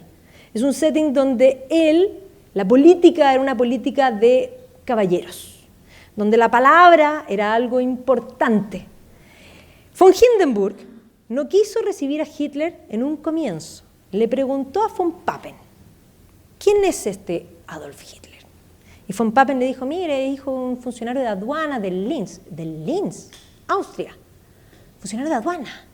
Y en política, nunca ha tenido nada en política, era un advenedizo en política, no lo quiso recibir. Después de varias insistencias lo recibió. Él consideraba que no era de la gentry política. Eso usó el término, el señor Chamberlain era a gentleman. El término gentry tiene que ver con una actitud, no tiene que ver con plata. ¿Ya? En el fondo tiene que ver con dos cosas. Uno, la gente, usemos el término en castellano, siempre trata bien para arriba y para abajo. Y no solo eso, la gente siempre cumple su palabra. El señor Chamberlain era a gentleman, indeed. El señor Hitler le había dado su palabra, no solo oral, por escrito. Y él le creyó. Y uno dice, ¿pero cómo? Él pensó que estaba negociando with a gentleman. Pero lo que Hitler no tenía, ni un poco, era gentry. Porque Hitler, en buen chileno, era picante de tomo y lomo. Era último, ¿ya? Tal y cual. Y por lo tanto, efectivamente, va a abrir la frontera, va a tomar los Sudetes, eso es lo que va a hacer, va a entrar y, es más, se va a pasar de la raya. Y va a mirar Chamberlain y decir, bueno, no cumplió su palabra, y no lo podía creer, esto era una cosa impresionante. Además, la propaganda muestra que la gente está emocionada, o sea, esto es lo que la gente quería. ¿Ya? Y evidentemente, otra vez, ahora los Sudetes son libres y va más allá de lo que estaba permitido en el acuerdo. Entonces, Chamberlain queda impresionado, impactado, epaté, y dice, bueno, pero no va a poder hacer nada más, porque lo próximo que va a hacer es imposible, porque sería Polonia, y Polonia se va a tener que enfrentar a la Unión Soviética y son archienemigos. Pero esto es política. Esto era imposible. Es más, von Ribbentrop, espléndido, fabuloso, magnífico, porque, fabuloso, ¿ya? Le dice a Hitler, mándeme a mí. Von Ribbentrop había sido embajador en Londres. Y le dice, yo sé perfectamente lo que los ingleses van a hacer. Los ingleses van a mandar un embajador a la Unión Soviética y le van a exigir a Stalin que cumpla su palabra. ¿Ya? Y nosotros podemos ofrecer algo mejor. ¿Y qué le ofrece von Ribbentrop? Le dice, mire, yo sé que somos enemigos, pero dejemos eso de lado. Mi jefe va a invadir Polonia. Y aquí vengo a ofrecer carne sobre la mesa. Pacto de no agresión, invadimos por un lado, por el otro, la mitad de Polonia para ustedes, la mitad para nosotros. ¿Les parece? Mucho más sabroso que cumpla su palabra, obvio. ¿Ya? Y se produce este matrimonio por conveniencia, que además es un pacto secreto, el pacto von Ribbentrop-Molotov, y efectivamente el 1 de septiembre de 1939 va a estallar la Segunda Guerra Mundial, cuando Hitler moviliza las tropas. Es más, el señor Chamberlain en Inglaterra se entera por la radio y dice, esto no puede ser. Y lo peor de las cosas es que se van a enterar por la radio, así que sí, esta gente sí se enteró por la prensa, efectivamente, que están siendo invadidos por los dos lados. O sea, una cosa insólita. ¿Cómo? Stalin está con Hitler. O sea, imagínense el impacto. Esto era imposible. Y efectivamente, el 1 de septiembre los más pobres van a ser los pobres polacos, que imagínense. Lo que pasa es que Polonia está muy mal puesta. Polonia es un pequeño país entre dos gigantes. O sea, Polonia estuvo en su vida entre Rusia y Prusia, que además se la pelotearon hasta que la hicieron desaparecer. En el tercer acuerdo se la dividieron y desapareció Polonia, a tal punto que los polacos, cuando llegó a invadir Napoleón, lo recibieron así. ¡Ah! Nuestra única esperanza. Napoleón se convirtió en la esperanza para los polacos. Y cuando restituyó Polonia, después quedó entre la Unión Soviética y los nazis. Sí, está muy mal puesto, ¿no es cierto? O sea, eso tenía que cambiarse de barrio de todas maneras. Entonces, efectivamente, esto es lo peor que le pasó a Polonia. La historia de Polonia, en la historia completa, es una historia tremenda. O sea, Polonia es de los países más sufridos.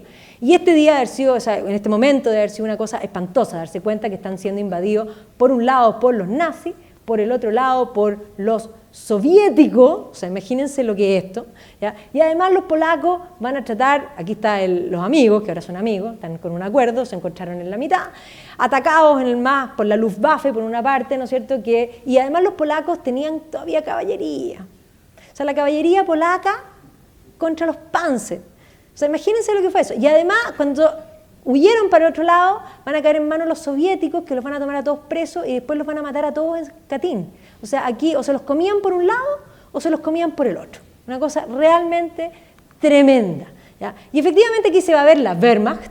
La guerra va a estallar el 1 de septiembre del año 39, se declara la guerra, pero aunque se declara la guerra no se activa sino hasta los deshielos, porque ahí viene el invierno y por lo tanto la guerra no se puede movilizar. Pero apenas llega, en el fondo, la primavera, en los primeros de hielo, los alemanes activan su llamada Blitzkrieg, su guerra relámpago, y van a ir primero por, en el fondo, la península de Jutlandia, Dinamarca, que la van a invadir en 2 minutos al tiro, ¿ya? Y no solo Dinamarca, que va a caer rápidamente en manos nazis, sino que en búsqueda de, digamos, de ciertas materias primas que necesitaban, van a aspirar, en el fondo, también a Noruega. Estas son películas, pongo algunas películas de las invasiones, estas son películas todas nuevas, y todo un revisionismo histórico de la guerra fabuloso, y sobre todo en estas películas medias escandinavas que son buenas, ¿ya? Entonces ahí está el 9 de abril de la invasión de Dinamarca, y luego va a venir esta operación Weserübung, que es la invasión de Noruega, y que efectivamente también en 5 minutos la Blitzkrieg va a terminar tomando también Noruega. Aquí están en las bases en Noruega, y desde Noruega van a bajar. Esta película se la súper recomiendo, está en iTunes, El 12º hombre, que además buena la película porque cuenta de un agente británico que está en Noruega y que tiene que llegar a Escocia para pedir en el fondo ayuda, y el nazi es Jonathan Rhys-Meyer, que yo no había visto a Jonathan Rhys-Meyer hablando alemán. Fabuloso. A mí ya de Enrique VIII los tours, aunque es bastante más buen mozo que Enrique VIII, ya me encantaba, ya después, pero es realmente buena, o sea, véanla porque es terrible. Ahora, lo peor de las cosas es que parte, como parten todas estas películas de la Segunda Guerra Mundial, esta es una historia de la vida real. Y uno dice, ya, sí, tal y cual, la realidad supera la ficción. Recuerden que Game of Thrones es de tete al lado de la realidad. ¿ya? Game of Thrones es la vida real. Entonces, luego de tomar Noruega, van a bajar por los Países Bajos, ¿ya? Y efectivamente van a bajar por Flandes, y por Flandes, que va a caer rápidamente, Holanda, ¿no es cierto?, va a caer en manos nazis, así que aquí está la vista de Rotterdam, van a caer sobre Francia. Los franceses habían sido invadidos por Bélgica en la Primera Guerra Mundial y habían aprendido, habían construido la inexpugnable línea Maginot, o más bien, la nunca usada línea Maginot. Por aquí no pasa nadie, no hubo necesidad, no la aprobaron. Porque era por el único lugar que los podían invadir, porque por el lado de acá hay bosque, y por el bosque no pueden entrar. Y el problema de los franceses es que no habían leído a Shakespeare, tal y cual. Porque cualquiera que hubiese leído a Shakespeare, pero eran franceses, así que no querían a los ingleses, la perfide Albion, así que no habían leído a Shakespeare, habrían sabido que cuando Macbeth, que ojo que Macbeth era malo, pero Lady Macbeth era peor, así que cuando a ella se le pasan aún las cosas y él empieza a tener cierta conciencia, va a ver a las brujas, y las brujas le dicen, vas a caer cuando el bosque se mueva. Y Macbeth se queda tranquilo porque los bosques no se mueven. Pero los bosques se mueven. Y se mueven aquí. Y no solo se mueven aquí, de aquí saca Tolkien cuando los Ents se mueven y terminan destruyendo a Saruman. Los bosques sí se mueven. Entonces, los alemanes van a entrar por las Ardenas, por donde no podían entrar. Así que por el bosque de las Ardenas, los panzers pequeñitos van a entrar y los franceses van a quedar épaté. Y la noticia del año 40, cuando con esta portada, ¿se pueden imaginar los ingleses? ¿Se imagina el señor tomando té y enterándose nuevamente por la prensa, París gefallen? ¡Ah! Eso significa, súper simple, alone.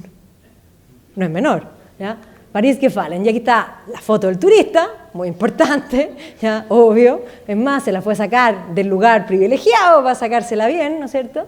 Miren aquí, por favor, esto es tremendamente impactante. Yo acabo de hacer un documental en Francia, Historia de Francia, y efectivamente en París, yo les comentaba estas imágenes que es realmente impactante. Bueno, aquí está la Place de la Concorde, y aquí vemos la vista desde la Notre Dame, así que ellos subieron a la Notre Dame, también se sacaron una fotito.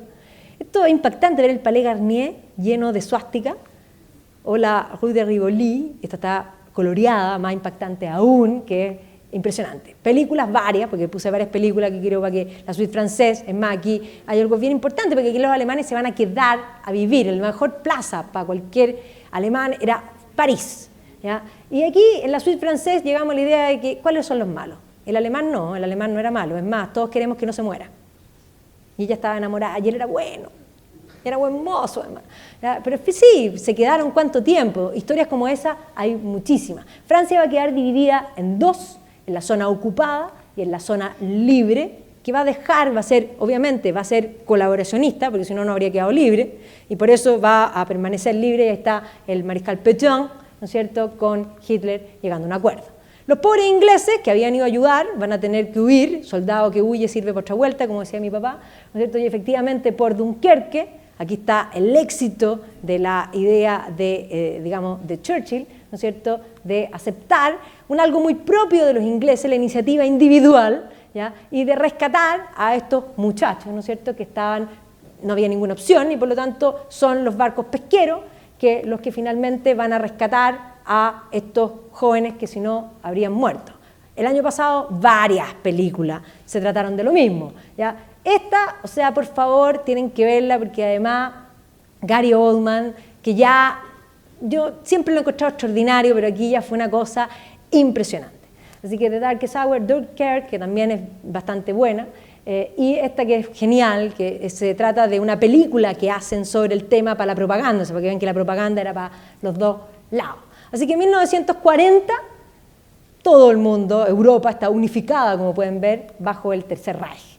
Y obviamente lo que venía ahora era invadir Inglaterra por mar, y evidentemente que eso, aquí está el almirante Dönitz, no va a resultar, y cuando no resulta no va a quedar más que por el aire, y por lo tanto la Luftwaffe va a molestar en forma permanente a los ingleses, y esta es la verdad de los ingleses.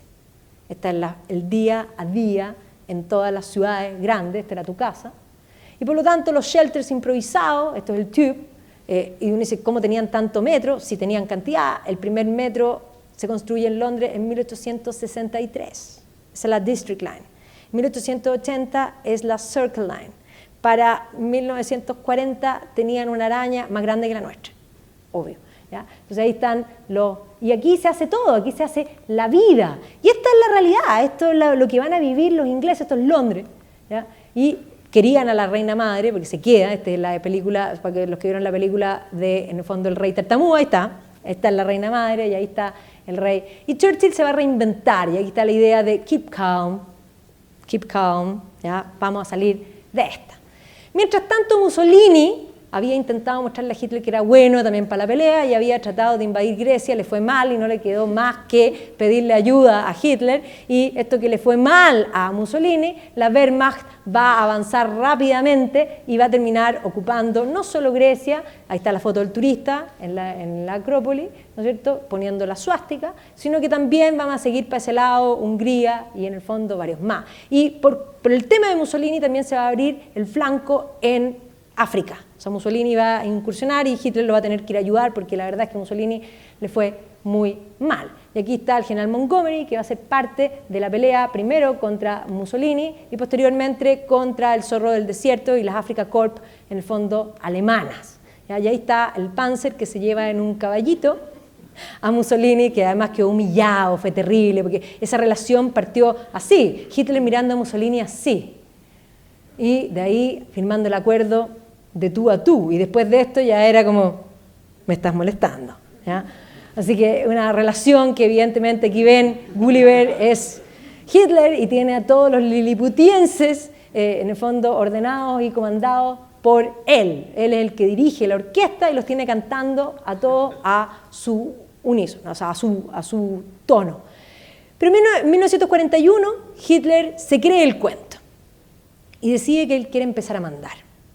Si Hitler le hubiese hecho caso a sus generales, habría ganado la guerra. Pero Hitler se creyó el cuento y dijo así como un buen chileno, cuando le dijeron no lo haga, dijo, a ver, ¿quién es el doctor? Aquí mando yo. ¿Ya? Y por lo tanto decidió ordenar, esto que era insólito, porque le dijeron ya, perfecto, pero no lo haga ahora, junio es muy tarde, va a venir el invierno, acuérdese de Napoleón, nada, aquí mando yo, listo. Y va a ordenar la operación Barbarossa, Hitler, y por lo tanto se va a activar esta operación que implicaba, en el fondo, la traición a Stalin, y por lo tanto implicaba la guerra de dos frentes, que era compleja. Ahora, que se traicionaran, ninguno de los dos eran a gentleman, era cosa de tiempo, iba a ser uno o iba a ser el otro, eso está claro.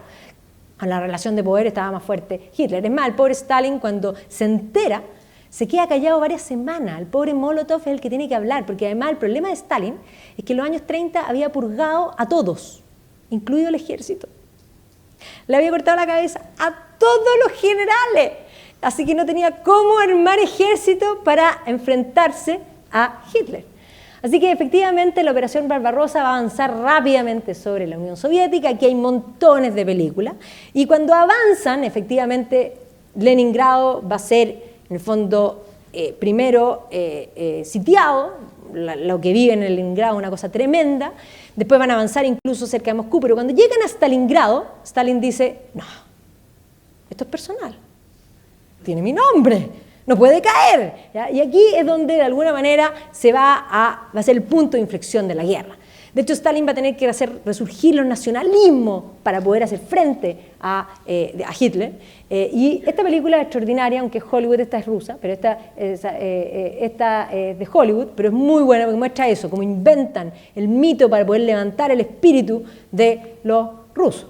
¿Ya? Aquí tienen un libro que además no es menor, porque los últimos ejércitos, de hecho, los rusos le dicen a Stalin, nos tenemos que retirar, y Stalin dice, por ningún motivo.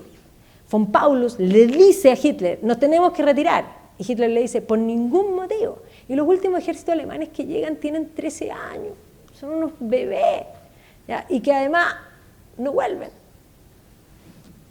De eso les va a contar la Bárbara la próxima semana. Y efectivamente el año 41 además entra Estados Unidos a la guerra, Japón bombardea Pearl Harbor y por lo tanto se produce este encuentro. Esa noche Churchill durmió, no podía creerlo, cuando dice vamos a entrar a la guerra, pero vamos a mandar nosotros lo que tú quieras, como tú quieras, no hay ningún problema. Entonces dice ya, vamos a terminar con la guerra de Europa y luego vamos a atacar al Pacífico como tú quieras.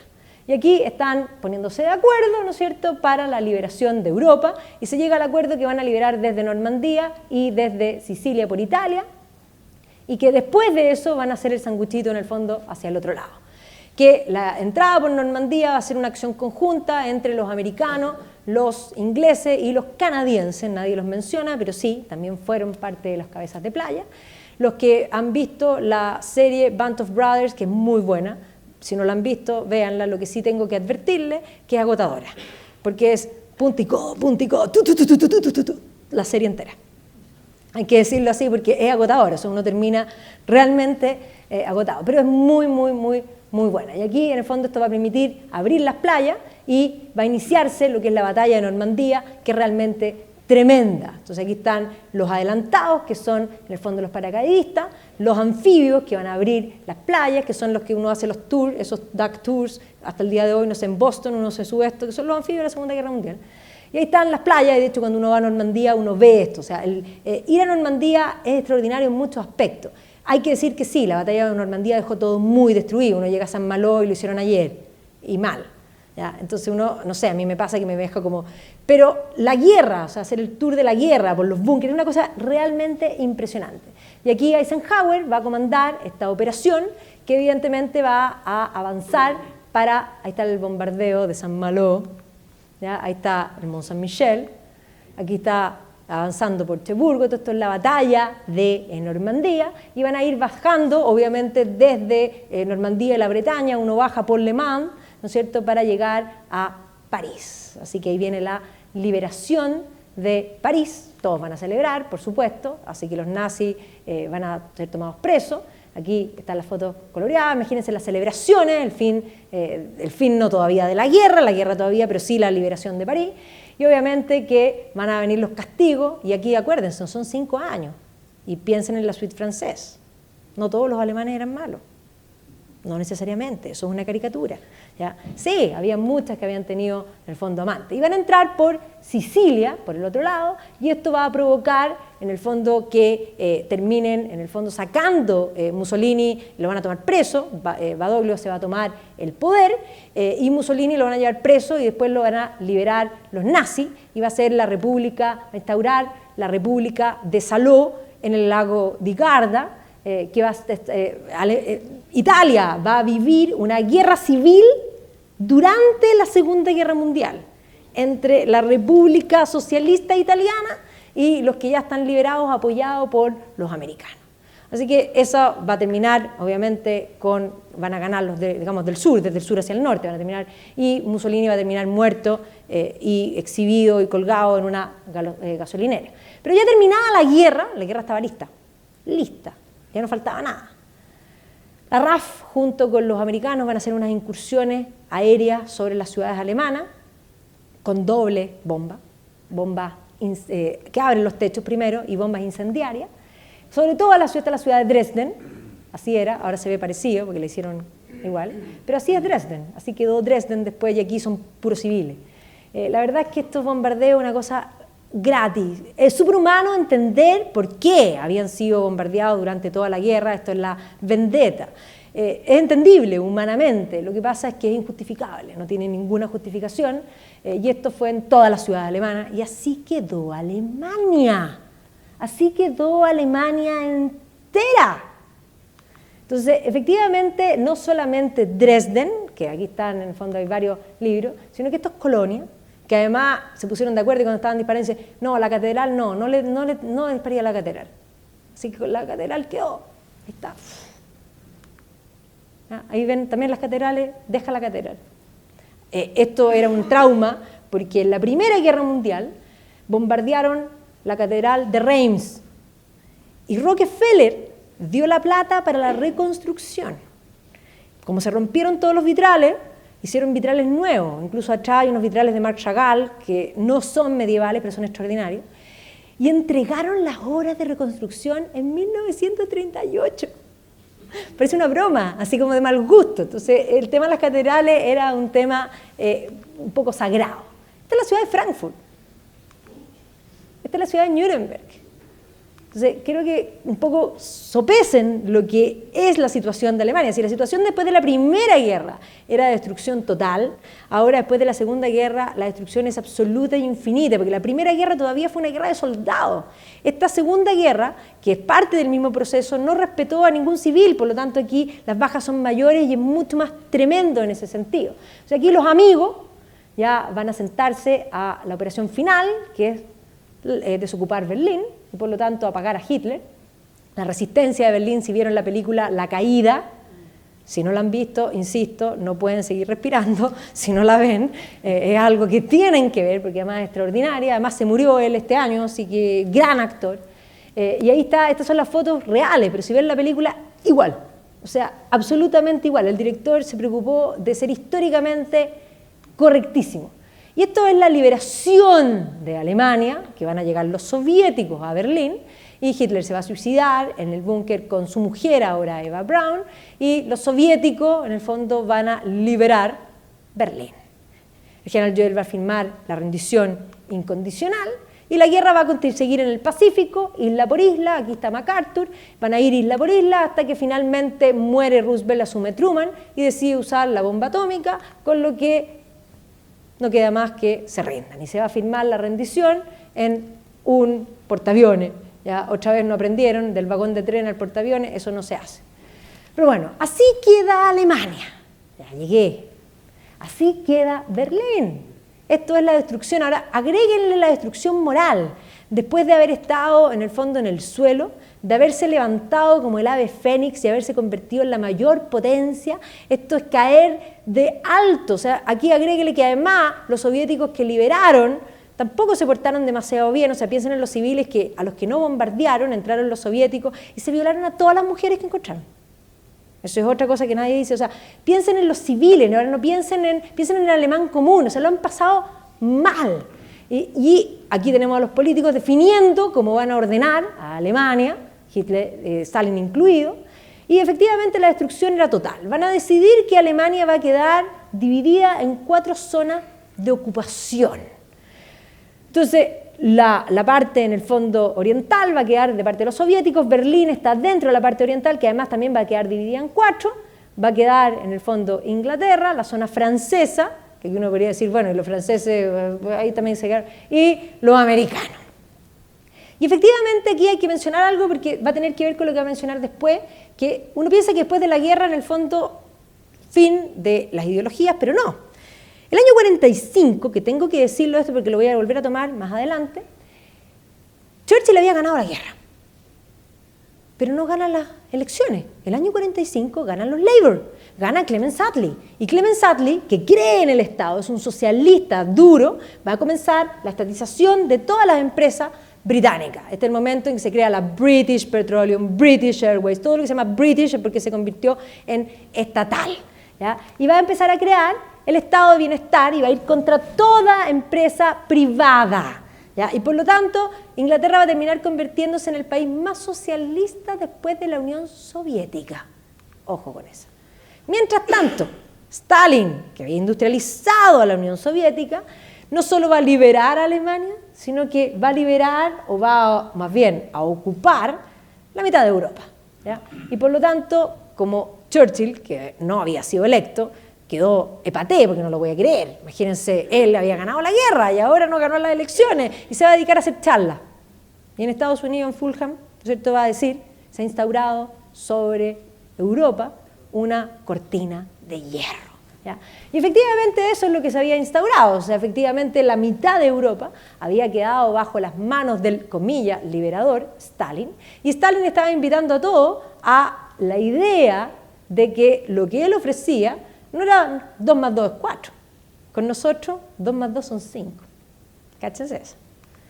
Por lo tanto, miren esto es propaganda soviética en inglés. Obvio, en inglés. Este es el momento, acuérdense que el momento de la crisis, el momento para avanzar en la internacionalización nuevamente. Y obviamente que la cortina de hierro se va a convertir en la idea de la Guerra Fría y va a quedar el mundo dividido en estos 2 polos, Estados Unidos como el guardián. Ahí está el discurso y ahí está la cortina de hierro y Churchill mirando por la cortina, en el fondo, de hierro. Y aquí estamos en el momento cero, Stunde Null, de Alemania absolutamente destruida, la mitad de Alemania además ha quedado dividida ideológicamente, todavía no saben lo que va a pasar, y además dividida además en su administración, controlada, ¿ya? Esto es, insisto, vuelvo a mostrar la puerta de Brandenburgo para que vean ahí la destrucción, una cosa realmente tremenda. Estas son todas las ciudades, ya lo habíamos mostrado, pero tengo que volver a insistir en este punto, porque además piensen que al que no se destruyó quedan todos desplazados, o sea, sin casa, la gente, el nivel de vida reducido a una situación paupérrima, o sea, ya habían vivido el año 23, ahora volvían a vivir una crisis tremenda. Los aliados tenían claro que no podían dejar que Alemania viviese nuevamente una crisis, porque eso daba para caldo, para que volviese a haber incluso otra guerra. Aquí vemos a los aliados, generalmente siempre muestran a Churchill. ¿Ya? Yo ya le subí el poder a Attlee, aquí está Attlee. Attlee está por los ingleses, aquí está Truman, ¿no es cierto?, y Stalin, negociando las ideas. Y Estados Unidos rápidamente va a decir, no podemos dejar que caigan en crisis económica, hay que levantarlos económicamente, porque si no van a terminar todos detrás de la cortina de hierro. Y por lo tanto va a ofrecer el Plan Marshall. Cuando ofrece el Plan Marshall, de hecho, rápidamente Checoslovaquia dice, yo también, y Stalin le dice, tú no. Se queda más en evidencia que el mundo ha quedado dividido. Se entregan un montón de recursos, Alemania también, y Europa es una viejita mendiga frente al Congreso americano.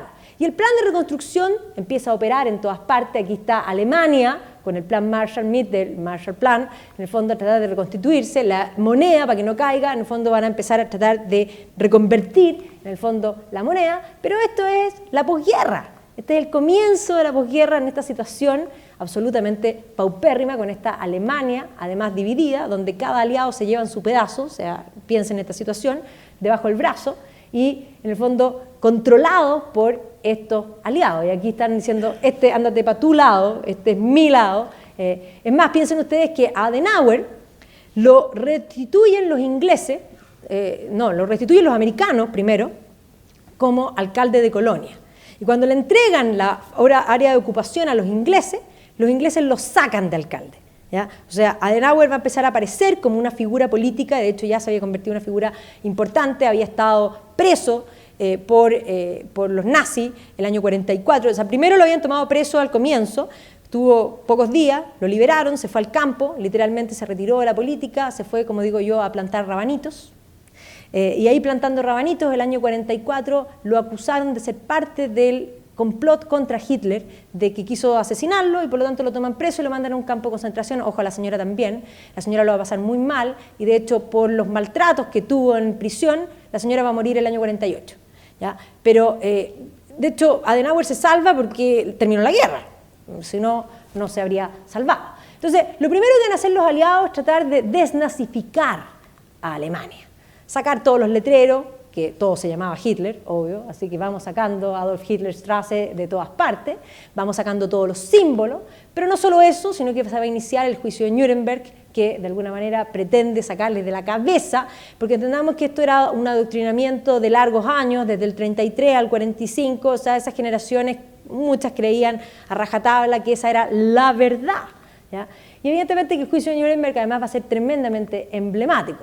La ocupación americana además va a hacer participar a los civiles en la exhumación de fosas, donde además van a obligar a los civiles a sacar los cuerpos y a darles sepultura para que se terminen de enterar de lo que sí había pasado.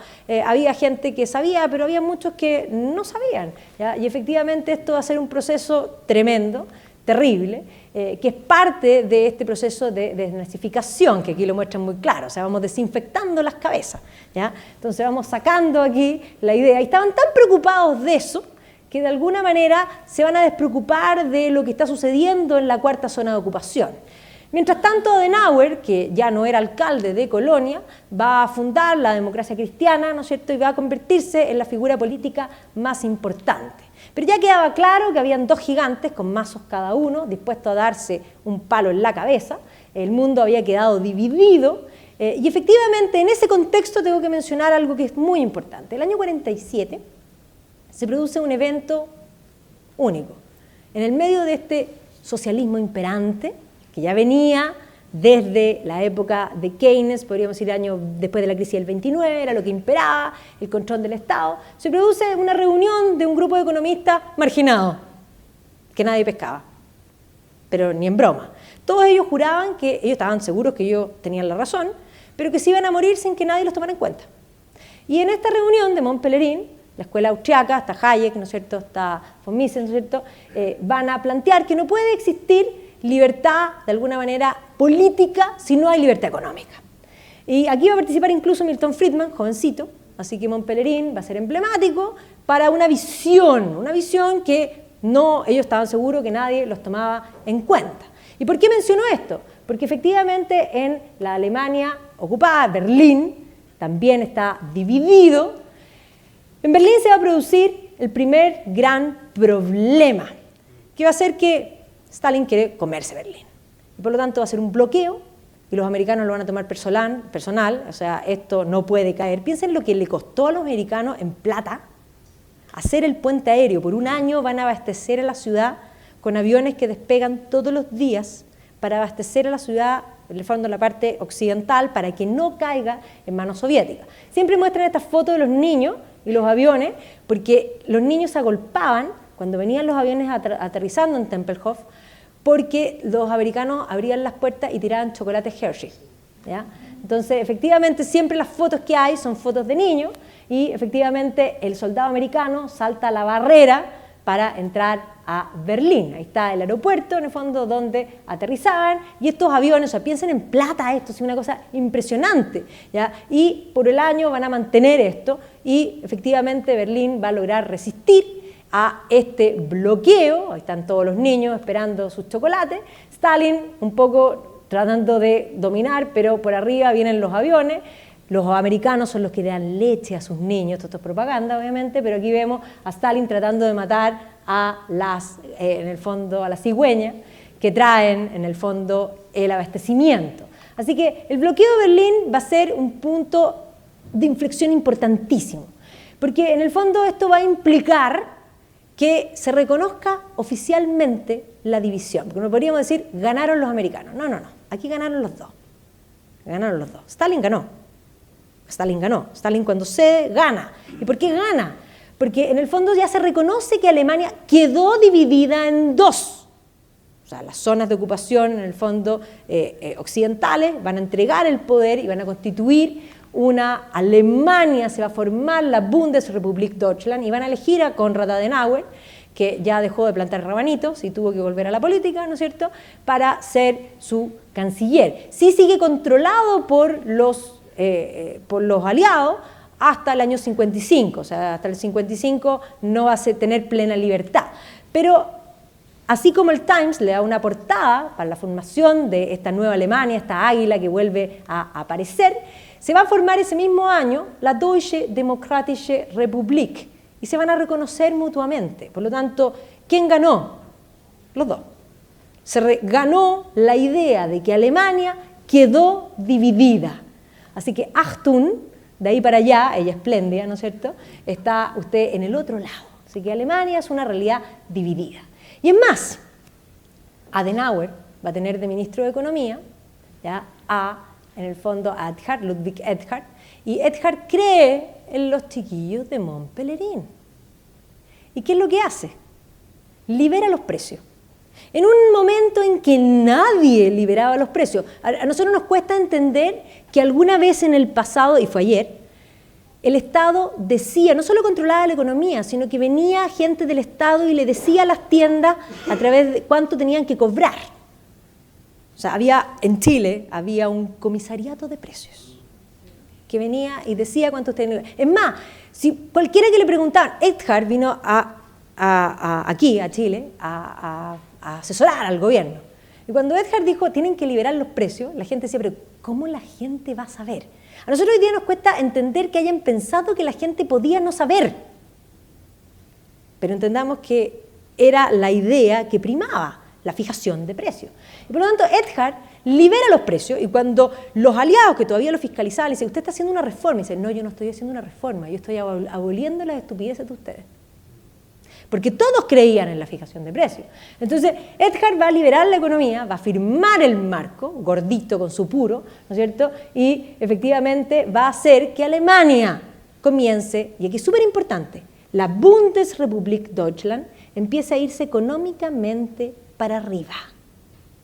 Y efectivamente los alemanes, el año 45, el 46, después van a empezar a mirar así, ya después de la formación van a empezar a mirar y van a decir, ¿qué están haciendo los alemanes?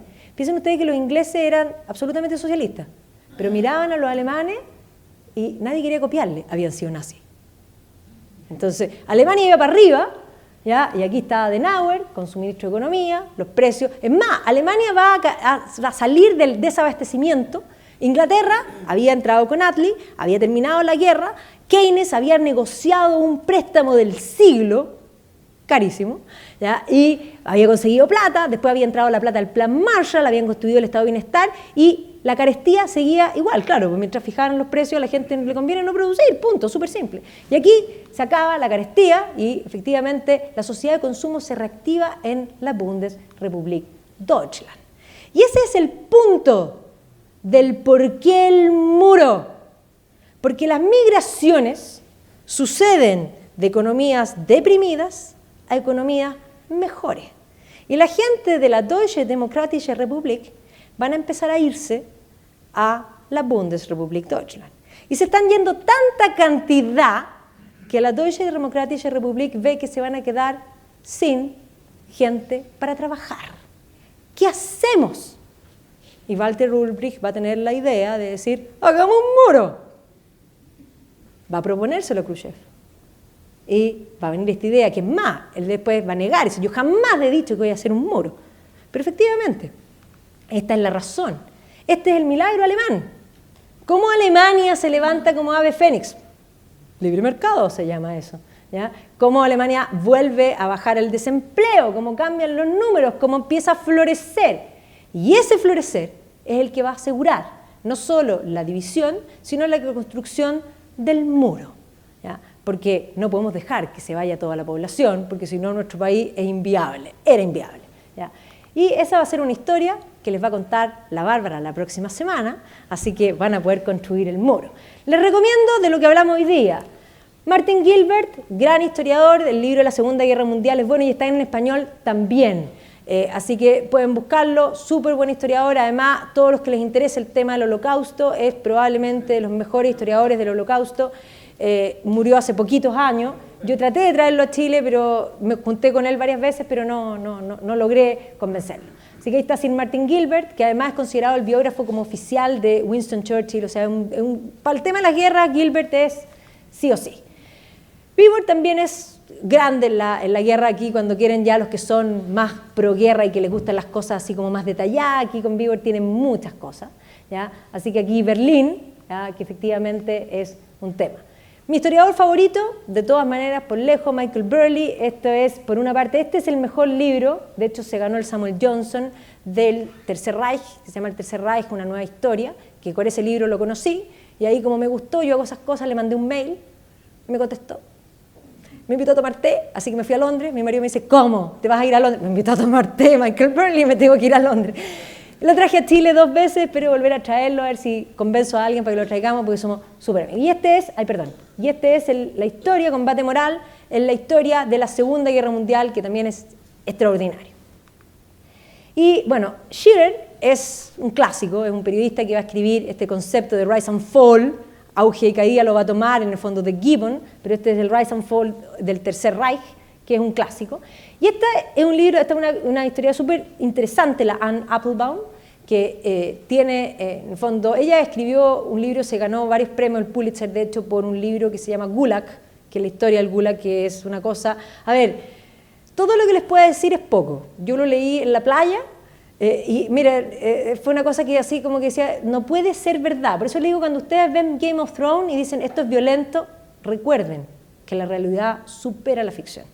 Y tiene este libro sobre la cortina de hierro, que es lo que de alguna manera nos convoca, y por eso se los recomiendo. Y hay varios en el fondo, Alemania específico, y de cómo Alemania entre el 45 y el 55 se reestructura, ¿ya? Que también les pongo. Ahí está el año 61, que lo van a ver ya la próxima semana.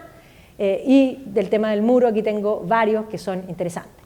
La próxima semana nos toca Berlín, una ciudad dividida. Yo iba a llegar hasta el 61, pero la Bárbara me dijo, no, déjame el pase en el puente aéreo. Pero consideré que la parte económica tenía que agregarla, porque si no, no tenemos explicación por qué la gente se iba pasando de un lado para otro y por qué era necesario un muro. Así que la próxima semana les contarán la historia de los dos lados del muro. Ya le dije, no me lo puede votar, porque eso lo voy a hacer yo. Gracias.